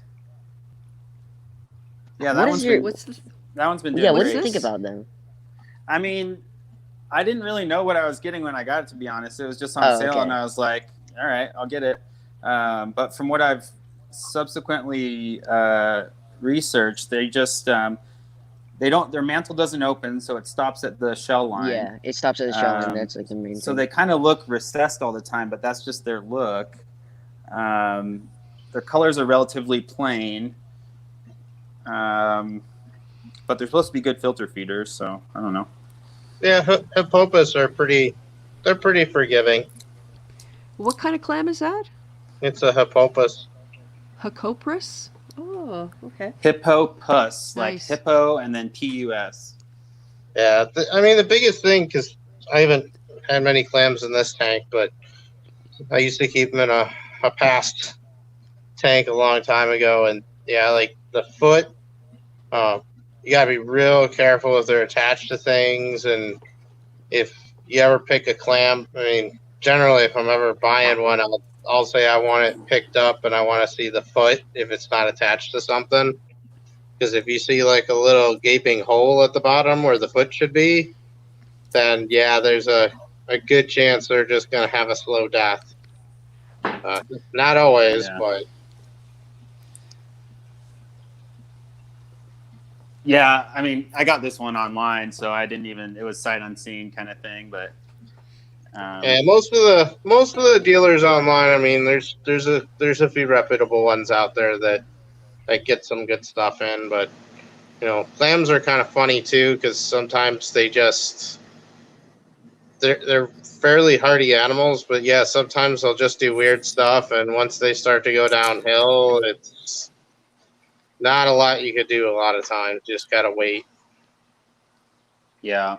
It was an experimental thing. They were relatively, they were on sale, so that's why I got them. And coincidentally, I started dosing Fido recently, and I heard they like that. So we'll see kind of how everything goes with that. Oh yeah, they love it. Well, I just learned that Stanley is in 160 par, and he's doing very, very well, if that helps. Okay. I'm going to start probably getting very, very annoying with all of my par measurements. Oh yes, I have that coral in that par, now that I know the answer. They're really making me think I got to get my par meter out again. Well, you know what's crazy? You know how I always get nervous about stuff, right? And I put things off and I put things off because I'm nervous about it. Well, it took exactly 10 minutes to get all of the par readings in the tank. I mean, it took longer for my stupid laptop to fire up and be ready than it actually took to get about 20 par readings. So it's now that I've figured it all out, I will probably do par readings at around noon just to see what a difference there is between the noon light settings and the 3:30 light settings, because I need to apply it to the other tank.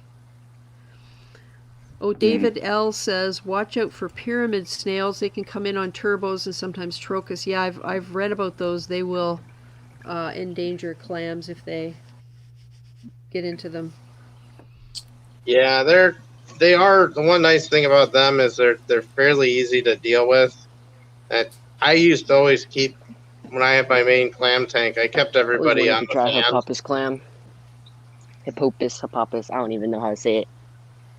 But it just seemed interesting how it didn't go across the mantle, or the mantle doesn't like go across the shell. Yeah. Sorry, Alex, what were you saying about your?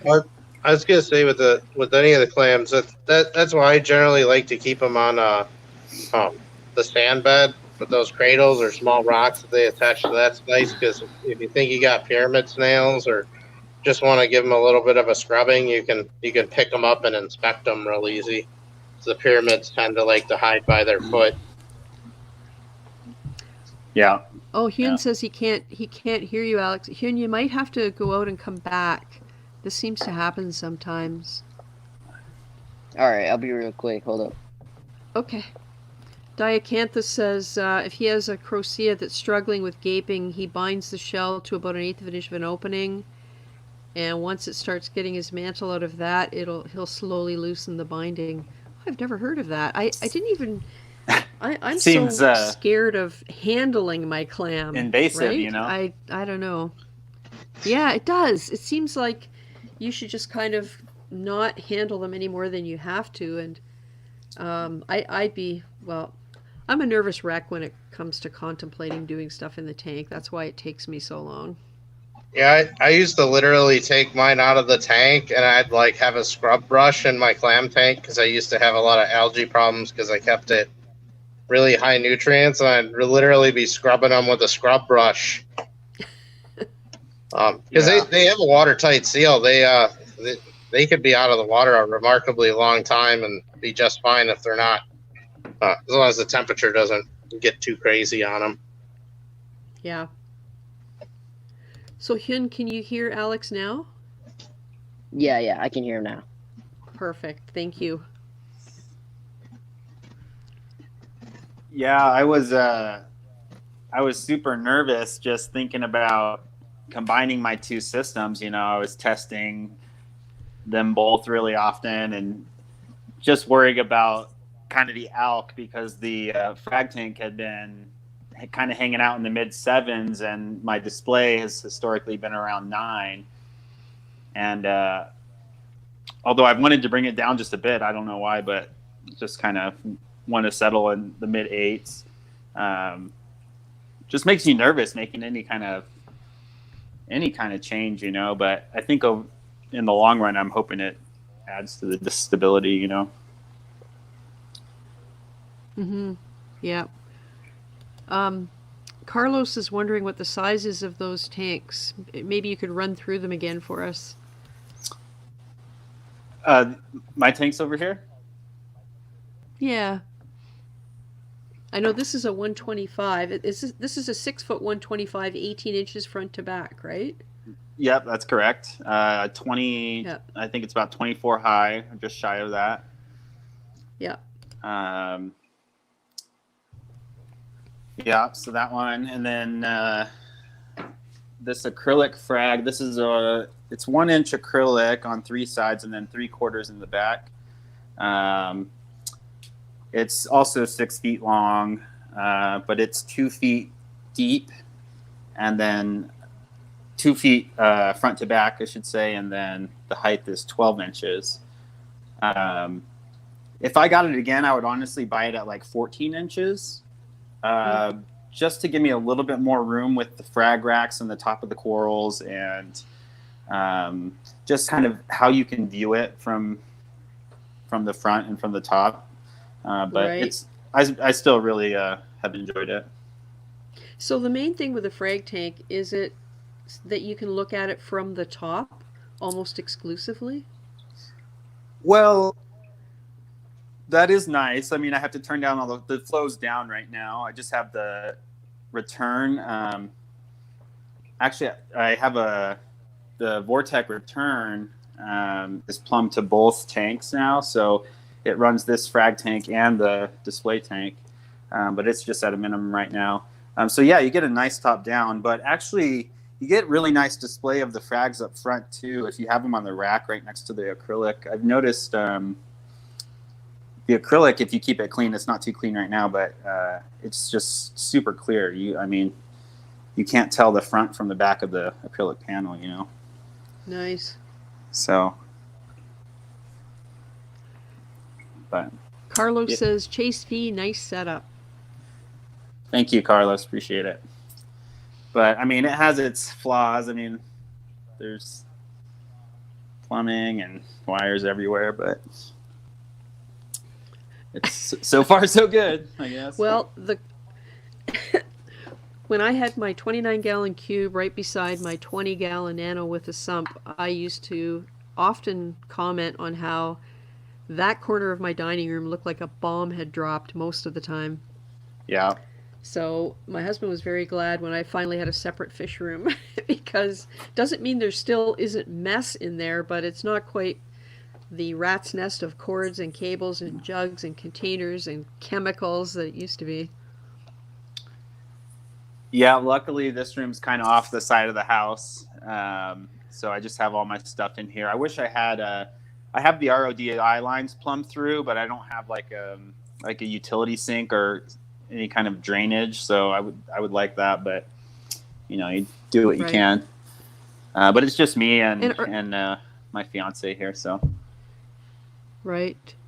Are those scolies right at the front there, the green and red? The two on the left and the center are I believe they're Lobos, I believe. Right. Yeah, the red does look. You can see some branching at the back. Yeah. Let me see if I can get a top down on them. And then the other one was, I think it's some kind of like,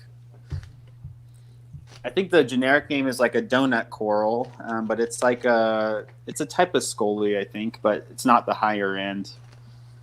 Yeah, those are nice. Yeah. So it was actually struggling, but I tucked it back here in the corner, and it's been, yeah, it's fuzzy. Is it an acanthophilia? Is that the name we're looking for? I don't believe so. But if it's one big polyp. I can't find something. Yeah, it doesn't look like an acanthophilia or a deshi. Yeah, it's hard to tell. Sorry, I wish I haven't seen a scolie with that coloring before, with those wide bands. Look more like an acanthophilia or some type of lobo. So. Well, I actually have to drop, but thanks for having me on, ReefGrrl. Appreciate it. Oh, hey, Alex. I'm always so glad when you come on here, because I'm sure that of the 53 people here, 50 of them are here because of your tank. Yeah, you're very wicked. They're nuts. Beautiful. Thanks very much for taking the time. I like when Alex is on the stream. Yep. I'm always happy to share what I know, and so. But thanks for having me, and we'll probably talk next week if they still got a stream. Yep, that'd be awesome. All right. Thanks, everybody. I'll talk to you next week, probably. Bye. Great. Thanks, All right, Alex. see you, man. Good night. And who just sent me an email that told me you just sent AZReefer? Yes, I just got your email, so I will send you out an invitation. I'm going to mute my mic because otherwise you guys are just going to hear me typing. while Chase shows us some close-ups of all of that lovely stuff. Yeah, that is a Lobo.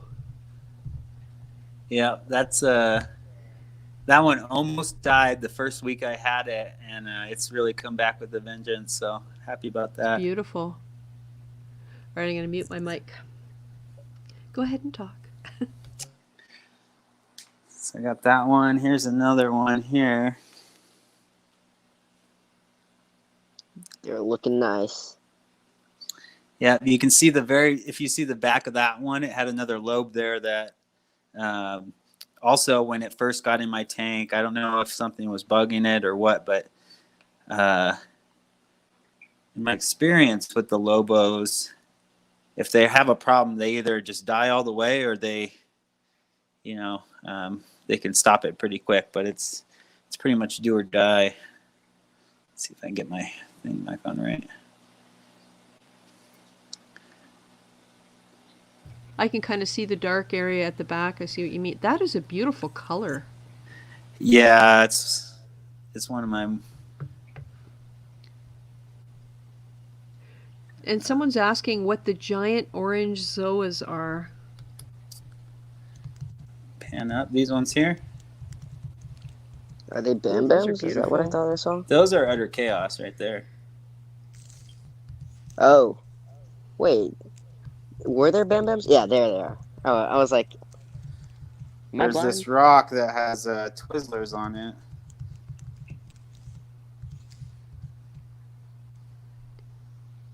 Wish I could focus a little better for you guys. I am not a YouTuber or a live streamer, so forgive my camera work here.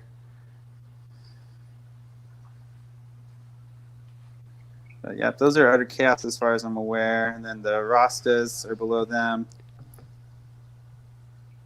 I can't remember what those pink ones are called. Some Sunny D's over there.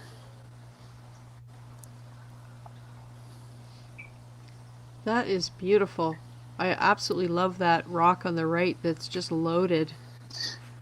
I love when they fill in the contours like that.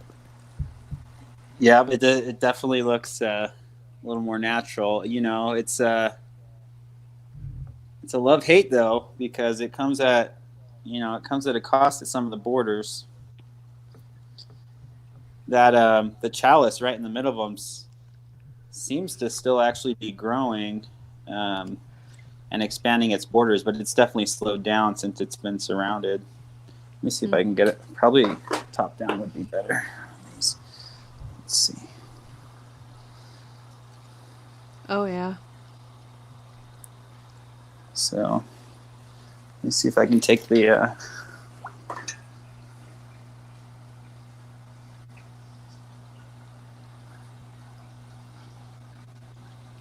they're kind of just still hanging out.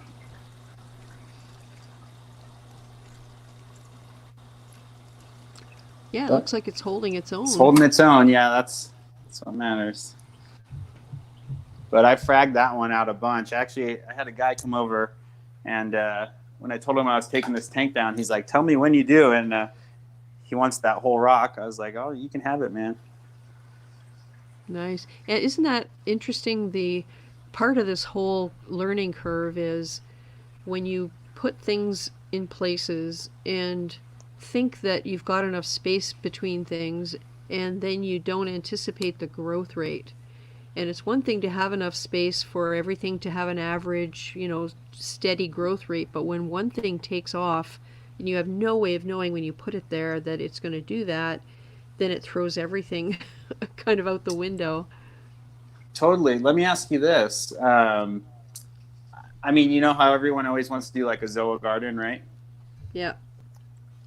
Like, how do you put 8 Zoa frags on a big rock and know that they're going to grow out, uniformly at all, Yeah, I don't think you do. I think it's one of those You things just hope where... and pray. Yeah, exactly. Or you are prepared when one thing gets overrun by something else, you just let it go, or if they don't seem to be filling in, you add something and then all of a sudden everything takes off because of whatever things change in your tank that allow for that. I've had that problem in Mollywood, and I finally decided I'm just going to stick them all close together. So that's what I do. Zoplan. Oh, is that from Two Little Fishies? Yeah. Oh, we have AZReefer in the waiting room. So that's what you feed in this tank, is the Zope. Like, do you target feed that stuff?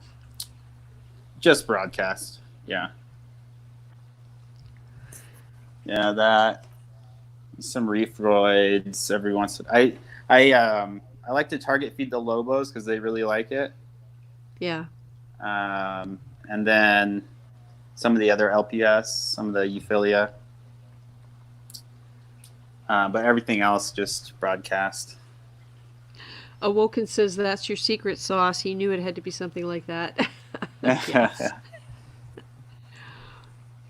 Yeah, it seems nice. good. I haven't used it independently, so I don't know exactly how it affects your water chemistry like ReefGrrl so much. But but yeah, it seems to. Samantha seemed to be happy. Yep. I'm gonna bring AZReefer in. See how he's doing tonight. What's that big green one there? That there, that's a pagoda cup. I have one of those. Yeah, yes. It grows. It's the polyps grow super tight on this one. Yeah. Yep. Obviously likes where it is because when they're happy, they go crazy.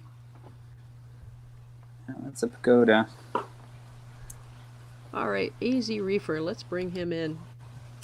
Hello, AZReefer. I'm gonna check my pumps and see. I think my flow's back on.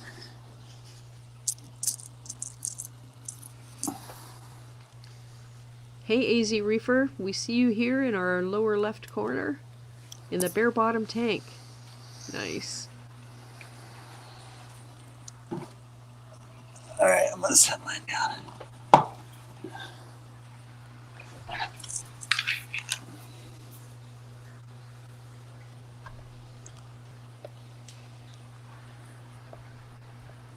Can you guys hear him? I don't hear. Yep, I don't hear him either. He's not muted.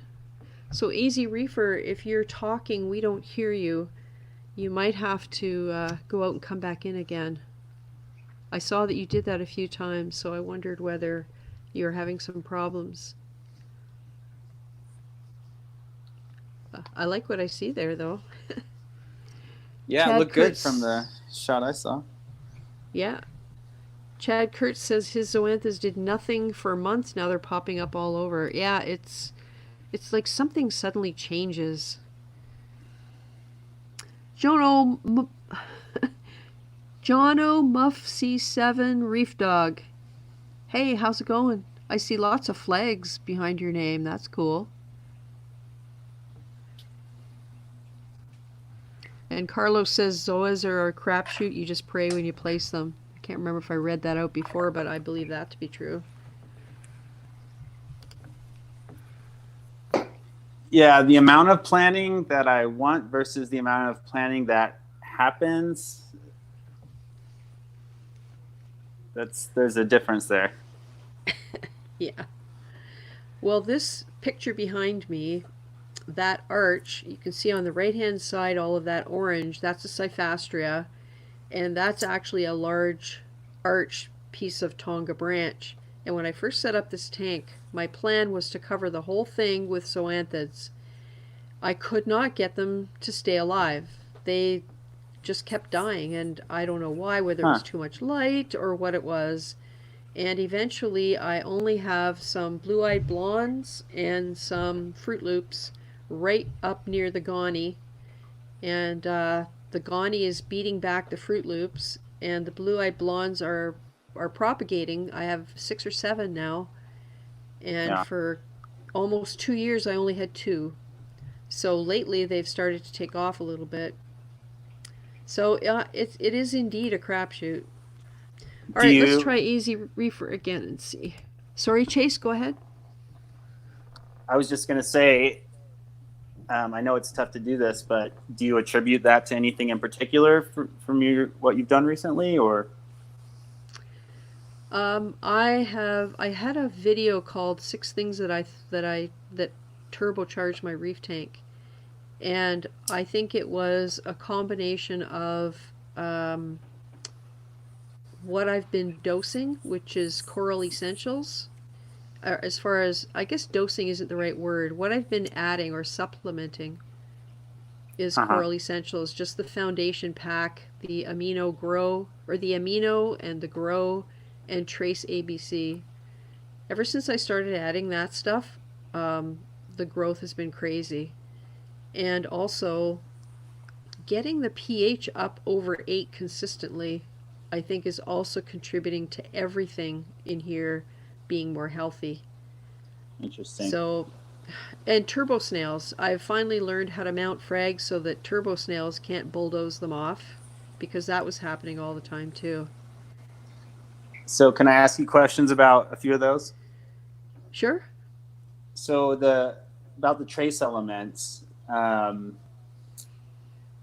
because I've been interested lately in maybe testing and seeing where I'm at on some of the a little bit more obscure ones like strontium, potassium, iodide, not too far out there, but things people don't typically test. Are you testing things like that? And I'm assuming that's what's contained in those trace element additives. Yes, the trace elements are pretty much divided up into 3 different types, and they kind of say certain colors that are enhanced, and it is based on potassium, iodine, iodide, and I want to say manganese. Maybe it's molybdenum, I'm not sure. But I don't like to dose for stuff I can't test for, which is one of the reasons why I think your tank has to be mature, and you have to know your tank before you start messing around with that stuff. And I have done ICP tests, and I do know what the deficiencies are. But I've also learned that when it comes to iodine, the tests that we have access to are not sensitive enough to give correct readings. And you can overdose iodine because you think you have 0. Because the test just isn't sensitive enough to tell you that you do have a level of iodine. And so because your test always says 0, you think, oh my God, everything's going to die. Exactly. And so I do, on the advice of I wish I could remember who told me this, but they basically said put 1 or 2 drops of a concentrated iodine like Lugol's every week in your tank. And that's what I do. Friday is iodine day. I put 2 drops of Lugol's in my big tank, 1 drop in Mollywood every Friday. And within a couple of days after that, all of the shrimp will molt. And that's ever cool. since then, that's a good affirmation. Something's happening. Yeah, but the ICP test did show I was low in iodine. I wasn't deficient to the point of it being dangerous, but it wasn't in the normal range. It was slightly below the normal range. So I felt safe doing that. I did buy a strontium test, but I believe it is now expired and I've never used it because I just opened the box and looked at all the stuff that's in there, and I thought, my God, I need brain space to figure this all out. Yeah. So I've never done it. I recently got a strontium test kit, and we did the test today. My fiance did it, thankfully. I mean, she's great that way. But the first step is you do a calcium test on it, is my understanding. And the only thing I liked about it was the calcium result that we got initially was like spot on with my Hanna checker. So I was like, okay, that's good. And then the next like 3 steps you do, I guess, figures the strontium out. Right. But kind of in line with what you were just saying, mine came out to 0. So I'm wondering, do I go dump a bunch of strontium in, or I'm not going to do that. If I did it, I would do it slow. But or how accurate are these tests? Because I've read a similar thing about these trace element tests being kind of the margin of error on them is large. So Well, and user error creeps in there too, in a way that we can't really control. I mean, they say when you use the bottle of drops, you're supposed to hold it as vertical as possible. But what I found is sometimes that stuff runs out of there so fast you can't even get it vertical before a drop starts coming out and drops down. So the question then becomes, from one drop to the next, are they different sizes? Because your first drop, pardon me, your first drop is on a 45-degree angle, and your second, third, and fourth drops are on they're vertical. So are you getting the right amount? There's so that was many my opportunities experience today. That was my exact experience. And so the other aspect of that is, if these tests are created for hobbyists, they do state a margin of error, and I wonder whether there's a built-in margin of error also for user error, whether they don't state what it is, but there's a tolerance, there's a certain error tolerance that's built into the test method, right? So, based on concentrations of solutions and things like that, that allow you to get as accurate as you're going to get as a hobbyist. So I don't know. And the other thing about trace elements is you have to be really careful that you're not overdosing by using a variety of products. You have to sort of, in my mind anyway, stick with one manufacturer and very carefully figure out what the ingredients are that you're dosing, because a lot of times you can double up on stuff without even knowing it. And that's another reason that I only ever dose maximum half of what the recommended amount is, because I figured that way I'm not going to get myself in trouble if I accidentally double up on something. But that was something I did a lot of in the early days, figuring, oh, so-and-so uses this, it must be awesome, I'm going to try it. And so-and-so uses a different this, so I'm going to try that too. And then you start realizing, oh my God, I'm way overdosing this stuff, because it's all the same thing under a different name, right? That was my experience trying to correct problems. Use one thing one week, and then it's not working right away, so you start using the next thing, and then it's, before you know it, you're dumping vibrant bacteria, Dino X, what else do I have on my shelf? Just everything you can, and you're like, whoa, then your tank's freaking out. Yeah. But it's part of the learning curve. It's part of understanding the water chemistry. And I remember when I first was looking at dosing Nopox, and of course you read all of the pluses and the minuses and the successes and the horror stories and everything else, and you start realizing that people aren't taking the time to understand that it's a form of carbon dosing. Right. So I certainly didn't when I first started using it. No, well, when I started reading about it, I thought, okay, I want to know how this stuff actually works. Like, what's the mechanism by which it's supposed to deal with phosphate and nitrate? And that's when I found out about the carbon dosing thing. And so it made me understand how it works. And then I was comfortable using it, because I knew that I wasn't going to do other things that were going to negate the effect of what I was trying to accomplish with the Nopox. Yeah, so totally. It's all part of the learning curve, and it doesn't help with all the marketing either. I know, it's tough, and and you have so many people having success with so many different products too, and we're also connected that there's a lot of roads you can go down. But I wish there was. Sorry, go ahead. Oh, I was going to say, with your system volume, you can get away with a mistake far more readily than someone with a 29-gallon.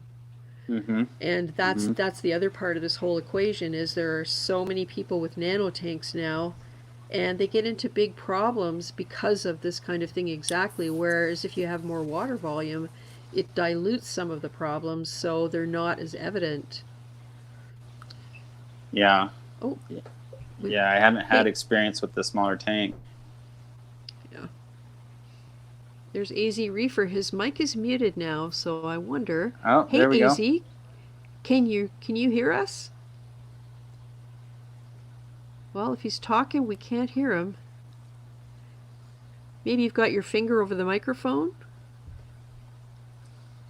Oh man, what a dream having all those vortex on the back like that. I love that.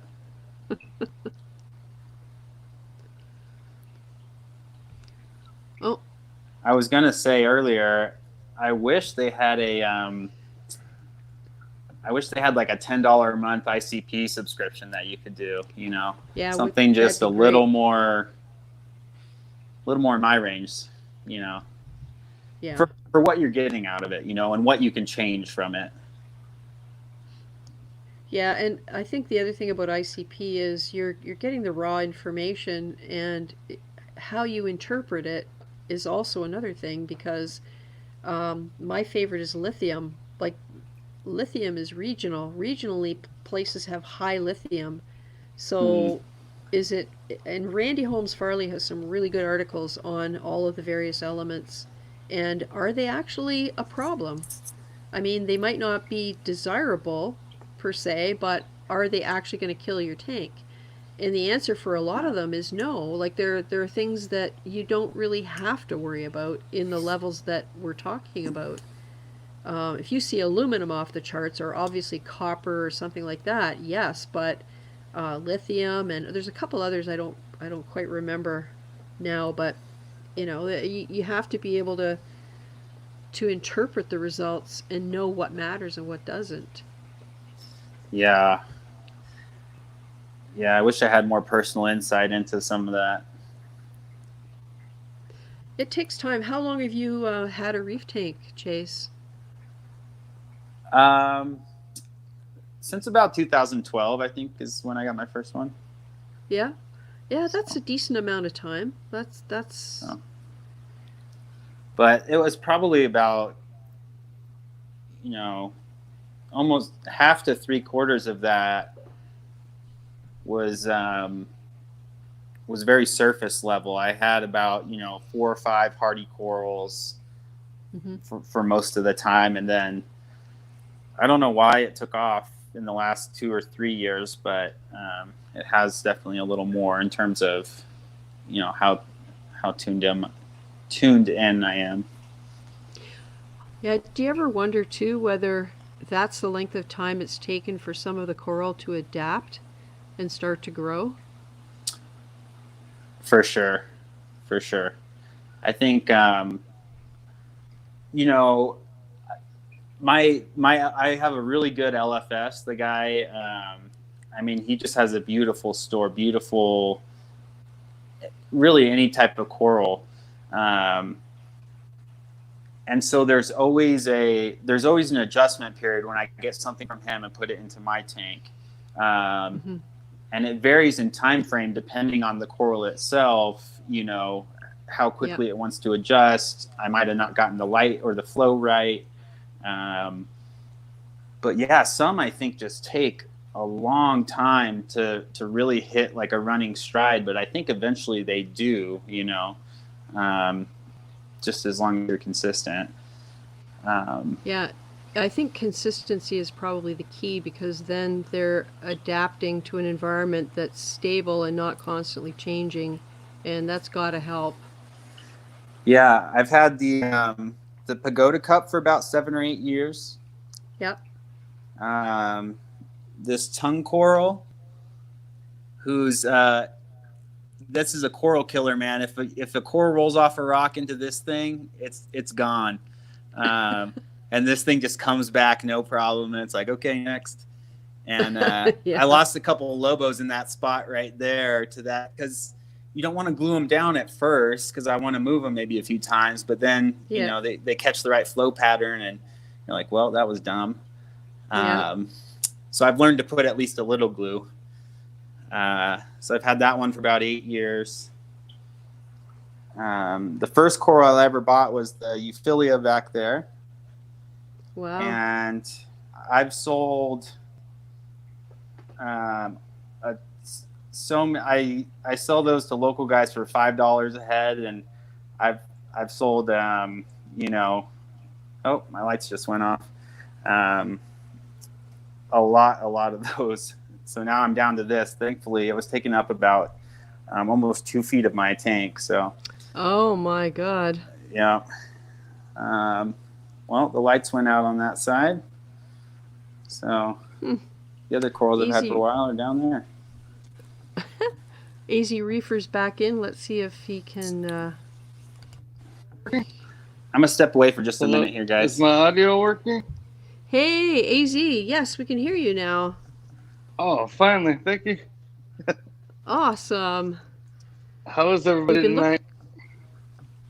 Oh, good, man. How are you? I'm good. I just wanted to thank everybody. I had cyano last week, and everybody told me I did the chemi clean, and then I did the reef bright, like live rock enhanced, and it has worked awesome. So. Oh, good, because it looks good. Like what we're seeing here looks really good. Yeah, so it's just the Red Sea Reefer 525. Been up for about a year now, I guess. My phosphates are a little high because I wasn't running the skimmer for a while. So I do have some green algae, some turf algae. But do you find your rabbit fish goes after the turf algae? Did I see a rabbit is a fish workhorse. in there? Yeah, I love my foxface. He's constantly picking at that stuff. He is a workhorse.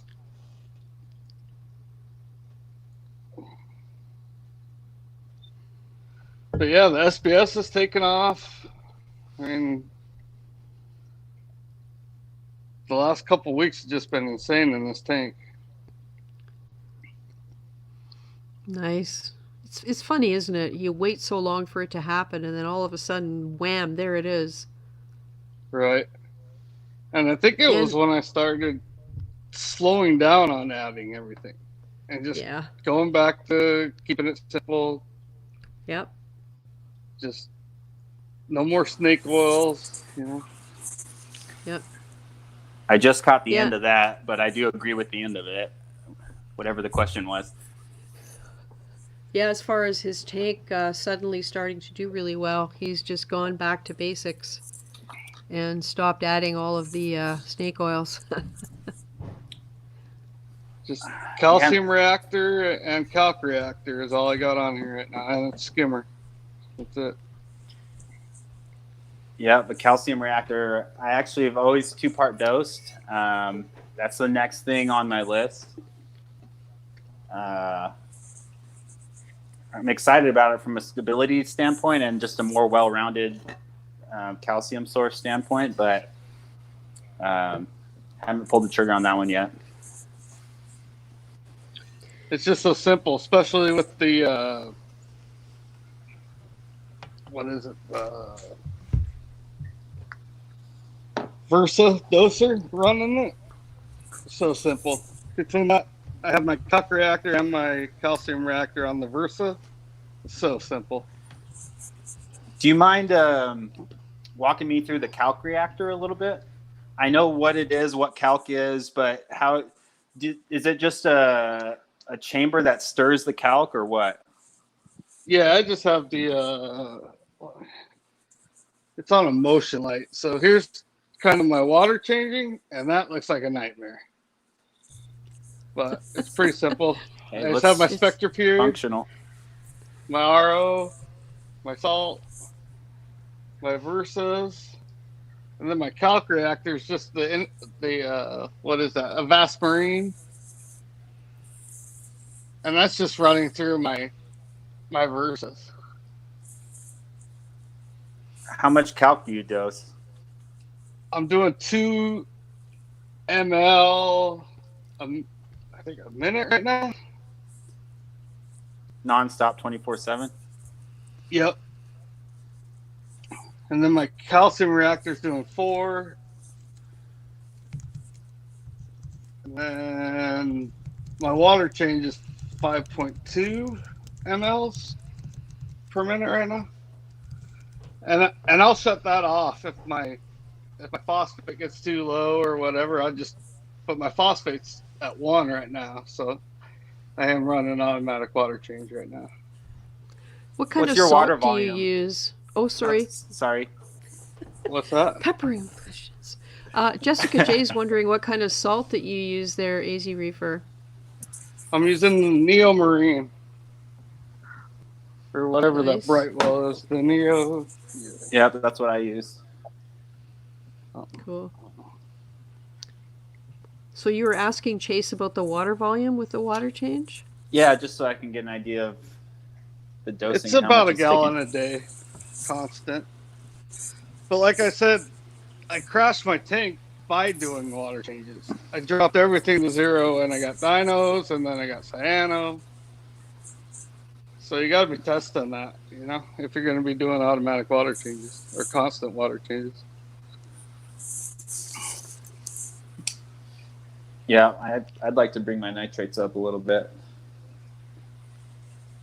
I do have to dose nitrates right now. I'm keeping them right at 5, and once I add it, I really don't have to add a whole lot. I test every other day or something on that. Do you use the Brightwell nitrate?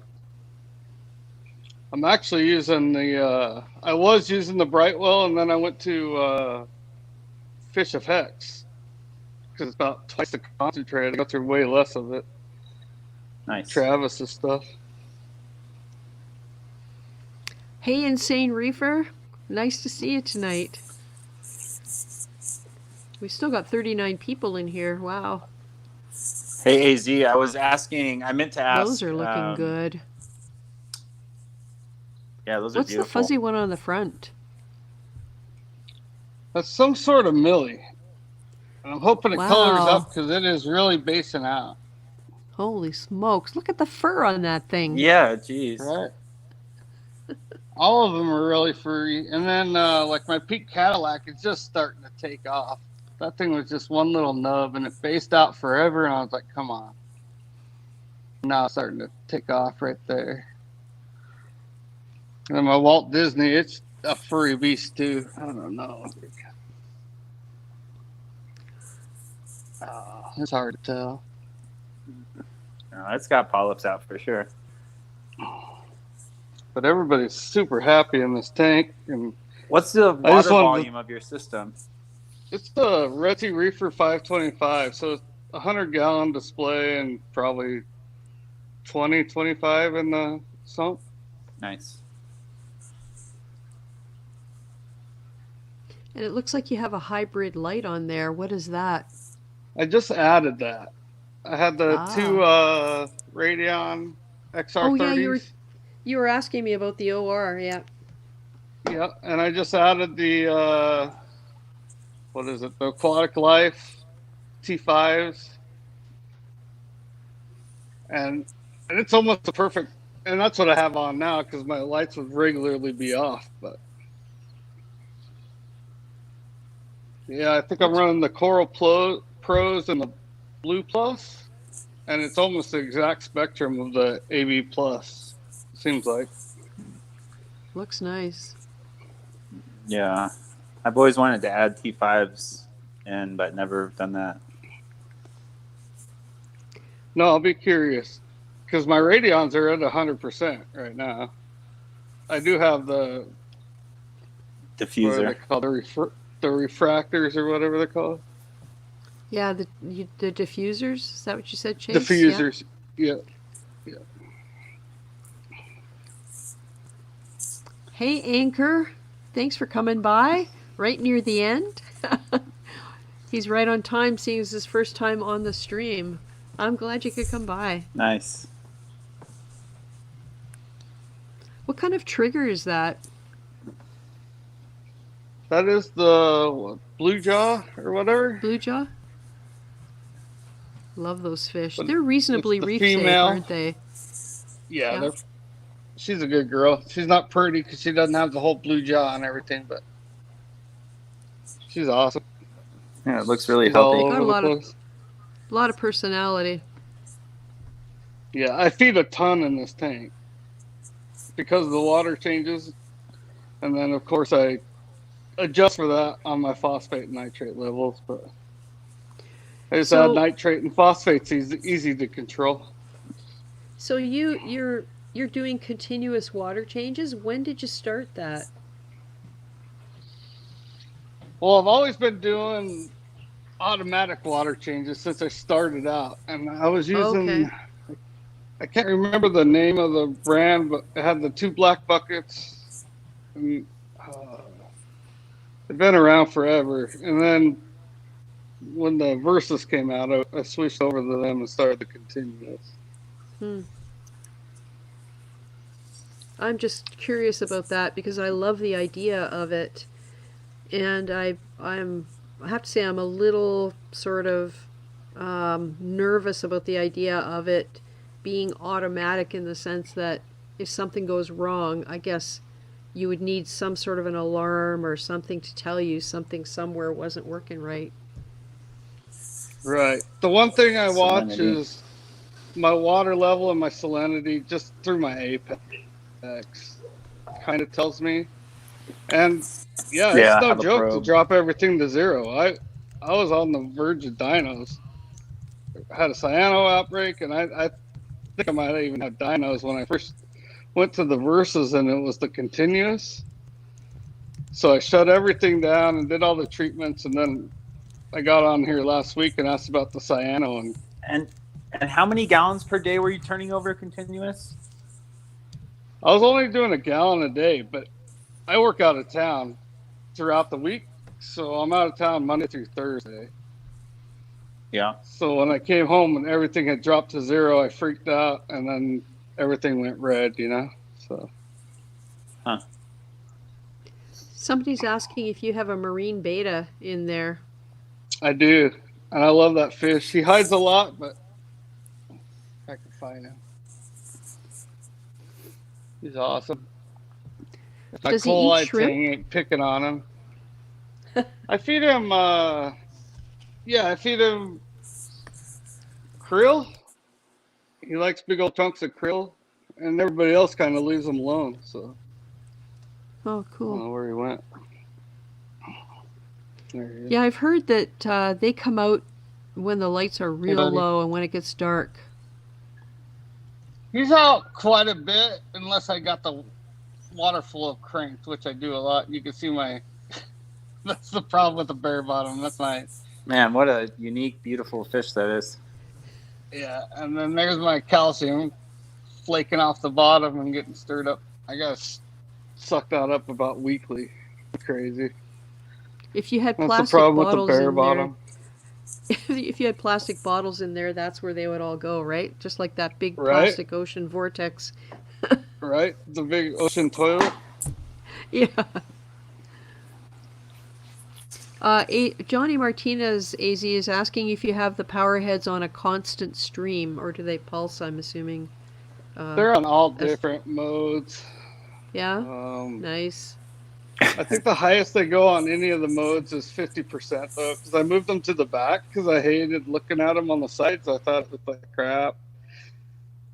But it was doing crazy water movement on the sides, and I had them cranked up to like 75, 80% during certain parts of the day. But I just put them on the back and put them at 50. And it puts all the junk in one little spot in the back where I can siphon it out into the sump, into a filter sock. So I kind of like the new setup.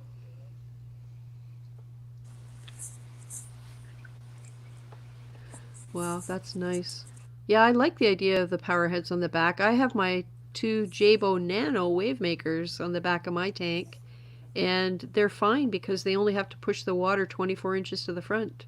So they work perfectly to give that sort of chaotic flow on either end of the tank. Dromedy's asking if you scrape the bottom of this tank.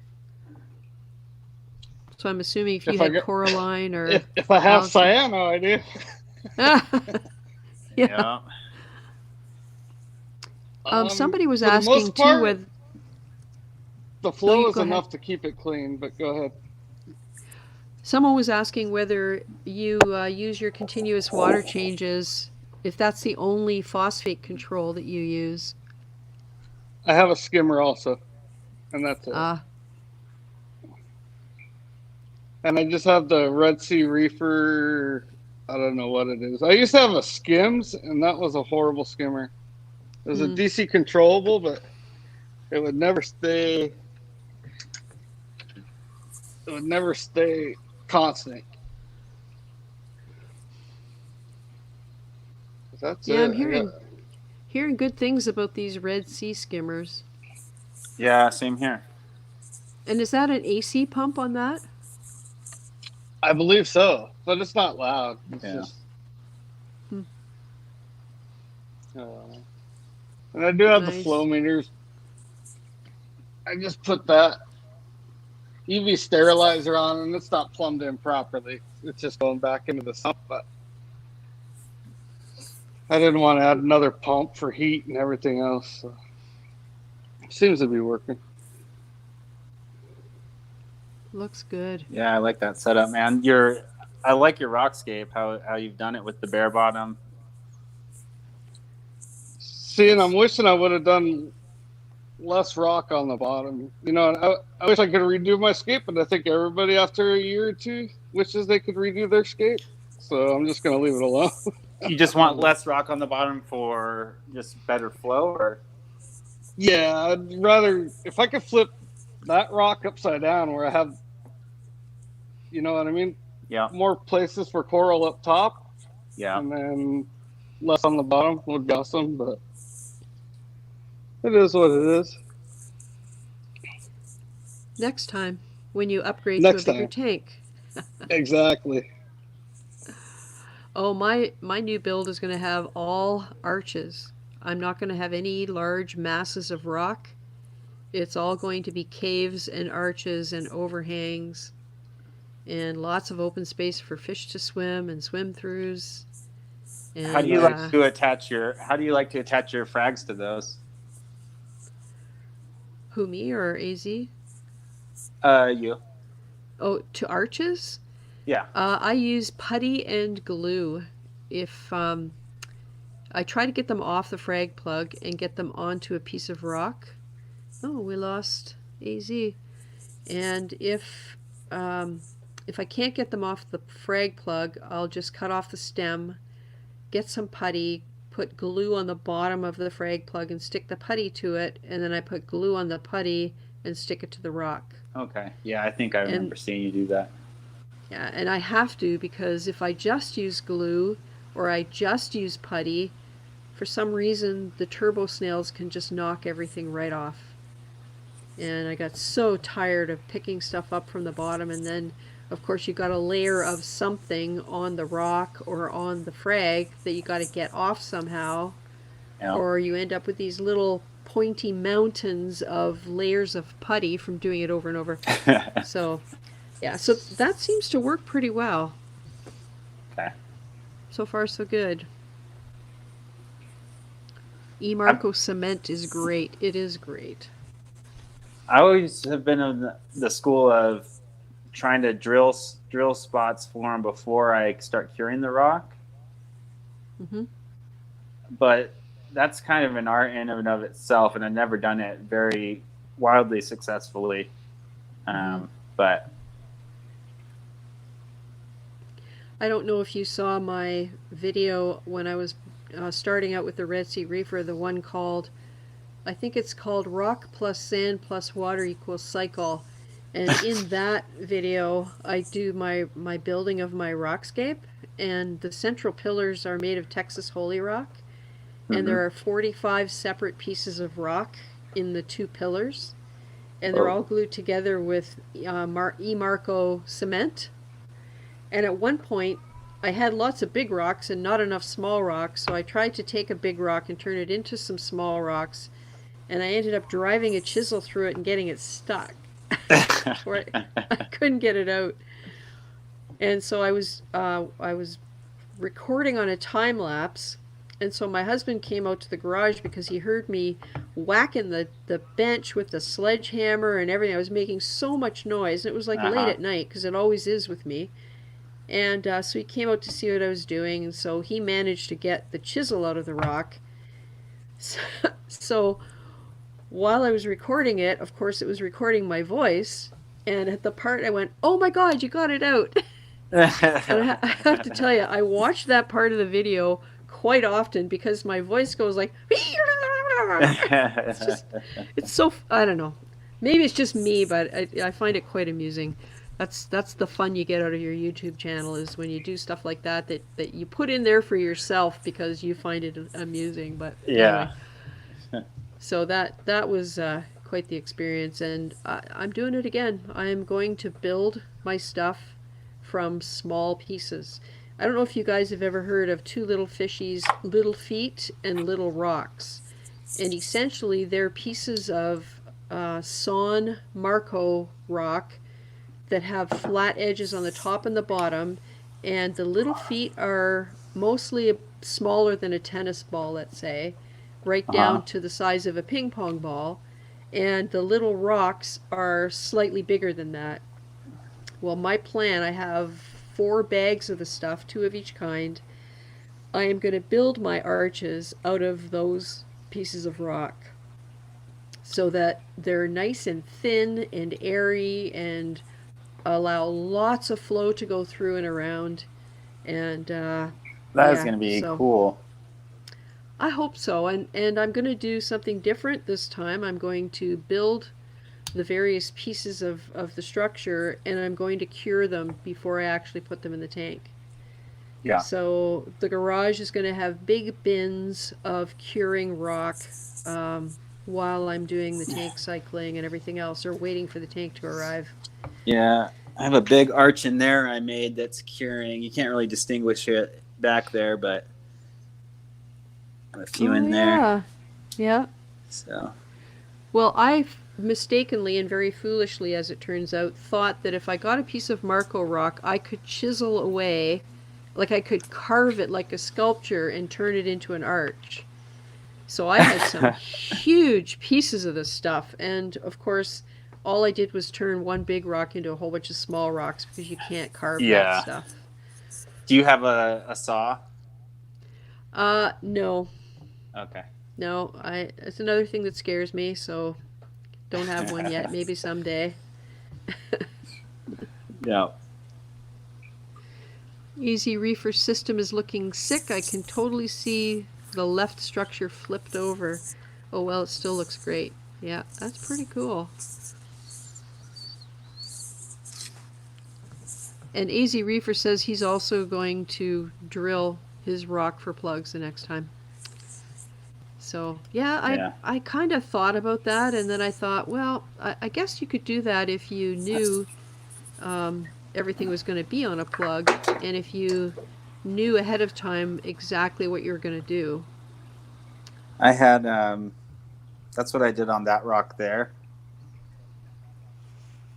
Oh yeah. Because all these SPS were encrusting over their plugs onto the I had them on these racks here. And they started encrusting onto the rack, and then I don't want to keep them breaking them off from encrusting, because they I don't want to disturb them. So I drilled that rock. There was actually underneath that rock was a another colony of this green bird's nest. And I literally just crushed it with that rock and and moved the SPS in. But I had drilled the rock in 4 spots and glued them in there out of the tank, and then put the rock down in the spot. Yeah, it'd be interesting to see them grow in. Yeah. Oh, the flow's Whoa. back. Mass Aquariums, thank you.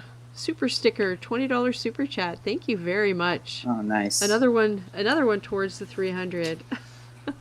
Thanks, Mass Aquariums. I really do appreciate that. That is lovely. Anchor says, get a grinder with a diamond wheel. Handheld grinder works for me on Marco Rock. There's a thought. I did also try a Dremel, but I have like I have arthritis starting in my hands. My fingers are kind of crinky and I don't have great grip strength. So if I hold a tool for quite a while, I start having a lot of problems hanging on to it. So I guess you just work with what you have, right? Yeah. You gotta do what you can. Jessica J, gotta go. Thanks, ReefGrrl. Good night, Jessica J. I'm glad you could come by tonight. And stay safe. So, Chase, to the left of the pagoda, that looks like an SPS. Is that one we looked at before that you showed us? I can't remember, because at first I wondered if it was a torch, but this one right here. Yeah, that one. Yeah. Yeah, that's a acro. It's I don't know if my lens is dirty or if it's just what I'm seeing, but anyway, yeah, it's a little green orange and it has little blue growth tips. Yeah, it looks really pretty. Yeah, it's probably my favorite one in the tank, to be honest. Is it an acropora? I think it's a acropora millipora. Yeah, because I'm looking at the branching. I'm starting to learn a little bit about the various branching habits of some of the acropora corals, and the millipora have that sort of evenly spread branches that come up, whereas acros are kind of thicker at the base and then they gradually get smaller as they grow out. Interesting. Cool. So that this one would fit more the millipora pattern you described. That was my first impression when I looked at it, but I love the colors on it. Yeah, Pisces Reef. Oh no, go ahead. I keep interrupting. No, that was another one I got from the LFS. He had, the thing is, my LFS guy, he runs mostly T5s. He has radions over some of his. I run radions. He has it over some of his SPS, but he runs a lot of T5s. And so there's always color change between our two tanks, and there's always a period of time to settle in. And this one took some time to settle in. It turned all green, and just took a while to start encrusting. Yeah. But the tank's going to be around for a long time anyway, so be patient about it. Yep. So Pisces Reef Tank is talking about having 2 Life Rock Mega 36-inch arches from Carib Sea. He has them in a 300-gallon, and they weigh 45 pounds each. Oh my gosh. And he has a 16-inch cave that weighs 35 pounds. Wow. Yeah, I want the negative space. Yeah, no kidding. I want the negative space that you get under arches, and I want to incorporate overhangs and ways to mount stuff that the coral won't be sort of touching stuff that's beside it, that it has lots of room to grow. I don't know. I still don't have a vision, or I can't draw it yet. Yeah, I'm actually really happy because I mounted this one completely. It's actually mounted sideways on the rock. I'm really happy with how it's grown out. I'm a little worried about some of these other ones because they could easily grow into each other. But every once in a while you get lucky. But I think the arches, the open scape with the arches, I think that gives you a lot of options in terms of spacing them out and putting them kind of off the sides of the arches, and yeah, it's going to be nice.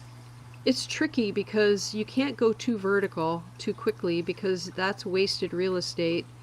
It'll always be a blank space unless you can find ways to mount stuff that will grow out horizontally, like tabling acros and things like that. But it is a little bit limiting. I've learned in the past from creating rock pillars that certain parts of the scape will never have anything on them because there's no light. That's such a good point. And you know, so you can I mean, as far as an arch goes, you're better to go like this than to try and go straight up, because you'll be able to put stuff on the top but not down the sides. You know, Yeah. unless you can have little sort of platforms sticking out. I don't know. I had that experience with this tank when I started to. It's not so bad when you're not filling all the space, but when you start to need real estate, you're like, wow, I wish Yeah. I didn't build so vertically everywhere. Yeah. Well, I have extended my rock work in order to place a torch. And what I did was got an appropriate piece of rock that was about fist size, and I used putty and glue to attach it to the bottom of one of the Tonga branch arches on the left side of my tank to put a torch on it. And that worked out really, really well. Nice. So, you know, you can do it once in a while. Yeah. Reef Keeper says, get a Griffin diamond saw. I've shaped all kinds of rock and it's great for cutting up coral. Yeah, very true. I've heard of that. Cool. Yeah, I have one of those. I do enjoy it. I don't know if you've ever watched ReefGrrl. We were talking about him last week when it came to fragging acans. But he got himself a bandsaw. I don't think it's a Griffin. I think it's just a saw that gets used on wood. And he has some videos showing him cutting up acan colonies, and it's really entertaining. Nice. I'll have to check that out. Yeah, I do remember you guys mentioning that last week. Yeah, ReefGrrl. He had another video out today with that was about going to, I believe, reef stock in Australia. I haven't had a chance to watch it yet. Anchor says a tile saw should work too, but it'd be great to afford the coral diamond saw. Yeah, very true. You have so many beautiful little vignettes in that tank. Thank you. I do Just appreciate the colors that. Are so nice. Yeah, the little acan group there. Don't mind the algae behind it. Nice. I've had a little bit of a phosphate spike. I've been changing out my GFO a little more often recently.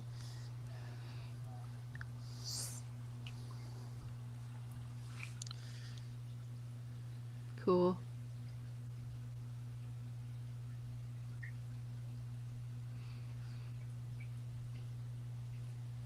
These purple ones, I don't know. They've really struggled. I don't know if something's eating them or what, but they're just slowly disintegrating. Is that an acan or a pally? This here, it's kind of a behind the orange. Yeah, up above the orange. It's really drawn in right now. It's an acan. Okay. Yeah.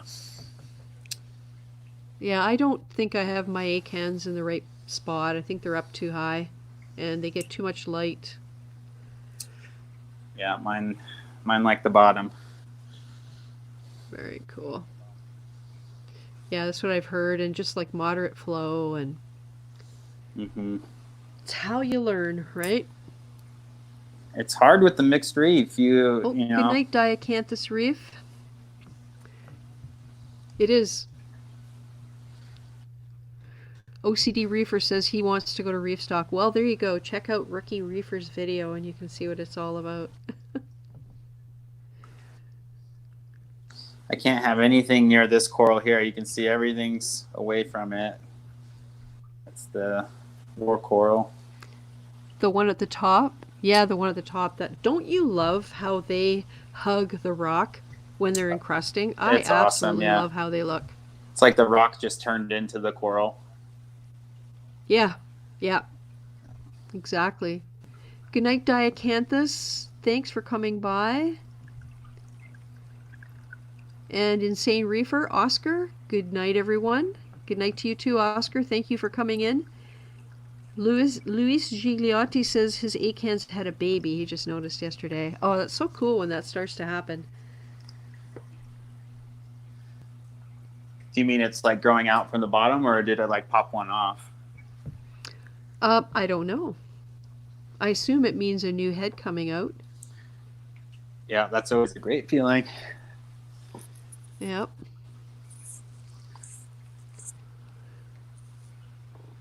And Well, I'll I'm have thinking- to clean the glass if I get back on here. Yeah. Well, you know, it's funny. You're probably the only one who notices it. 'Cause Yeah. I didn't. Cool. Well, I'm guessing I should probably call it a night. It's Call after the night. 11:30. Yeah, it's getting late. Still have to walk the dog, and this is my one chance per day to get out of the house. We Yeah, walk her totally. late at yeah, so we walk her late at night, so there's no chance of meeting other people anywhere and having to do the dodge across the street. Yeah. Awkward avoidance. Yep. Luis says it's from the bottom. So yeah, that's cool. That they must be happy if they're starting to sprout. Yeah, Very that's awesome. nice. I couldn't keep acorns for Well, the I'm longest so- time. No, I'm thinking I've just haven't yet learned where they should go. So Yeah. it's a work in progress. Well, All thanks right, for well- bringing this on tonight. It was really good to see this because it's you always get ideas from what people do, and I really like the way you've got everything all plumbed together. And I'm starting to think if I'm going to keep a frag tank with my new system, I should probably plumb it in with everything else. Yeah, we'll see how it goes. I mean, like I said, I just plumbed them together a few days ago, and I mean, I know it's going to be beneficial overall. It's nice having some extra square footage where you can be a little more flexible. Yeah. So I'm excited about your new build. Yeah, me too. It's going to be a story. We're Yeah. reviewing our house plans next week, and that's where they're going to show us what they're doing to reinforce the floor. So we don't know if it's going to be a beam or what it's going to be, but everything, the tank and the stand when full weighs around 4,100 pounds. So Wow. that's what we're going to probably overbuild, just in case, like everybody says, you'll always want to go bigger, but God, I hope not. So we'll see. I'm gonna document it because we've got some ideas that are a little bit different than most people do, as usual. Can never do things the easy way. Yeah, well, I'd love to hear more from you in the future about that kind of building process and how that all went for you. Yeah, it's one of those things where it's on your mind a lot, but my husband will ask me questions about it that I'm not yet prepared to answer, and I have to force myself to start thinking about these things because unless we start really discussing details, I'm suddenly going to find myself faced with having to buy something that I'm not yet ready to understand and really know that it's what I want. So I just sometimes feel almost overwhelmed. So baby steps. First Yeah. we'll get the quote, and then we'll start looking at details and, plumbing and drain types, overflow types, and all that kind of thing. And get some advice from some people who know what they're doing. Yeah. Did you have a tank manufacturer already, or? I've asked for quotes through my LFS, Okay. and he's getting 2 quotes, so that's good. Cool. So we'll see what they come up with. Yep. Nice. Yeah, it'll be interesting and scary. But if I don't do it now, I'll never do it. So, and as you can see, I am running out of space. Definitely. That's ever the problem. Yep, that's for sure. All right. Well, good night, everybody. Thank you for coming by, and thanks, Chase. I do appreciate the time you spent with us here. Yeah, no problem. And for all the people on the replay, if you get this far, congratulations, and I hope you enjoyed it as much as we did. And we will see you next week. All right. Good night, guys. All right. Good night. Well, now, thanks so much to everyone who came along tonight, in the studio, in the chat, and watching. And to those of you who are watching the replay, thank you too for sticking around to the end. I hope you'll join me for next week's live stream, Saturday, April the 25th at 9 p.m. Eastern. Stay safe, everybody.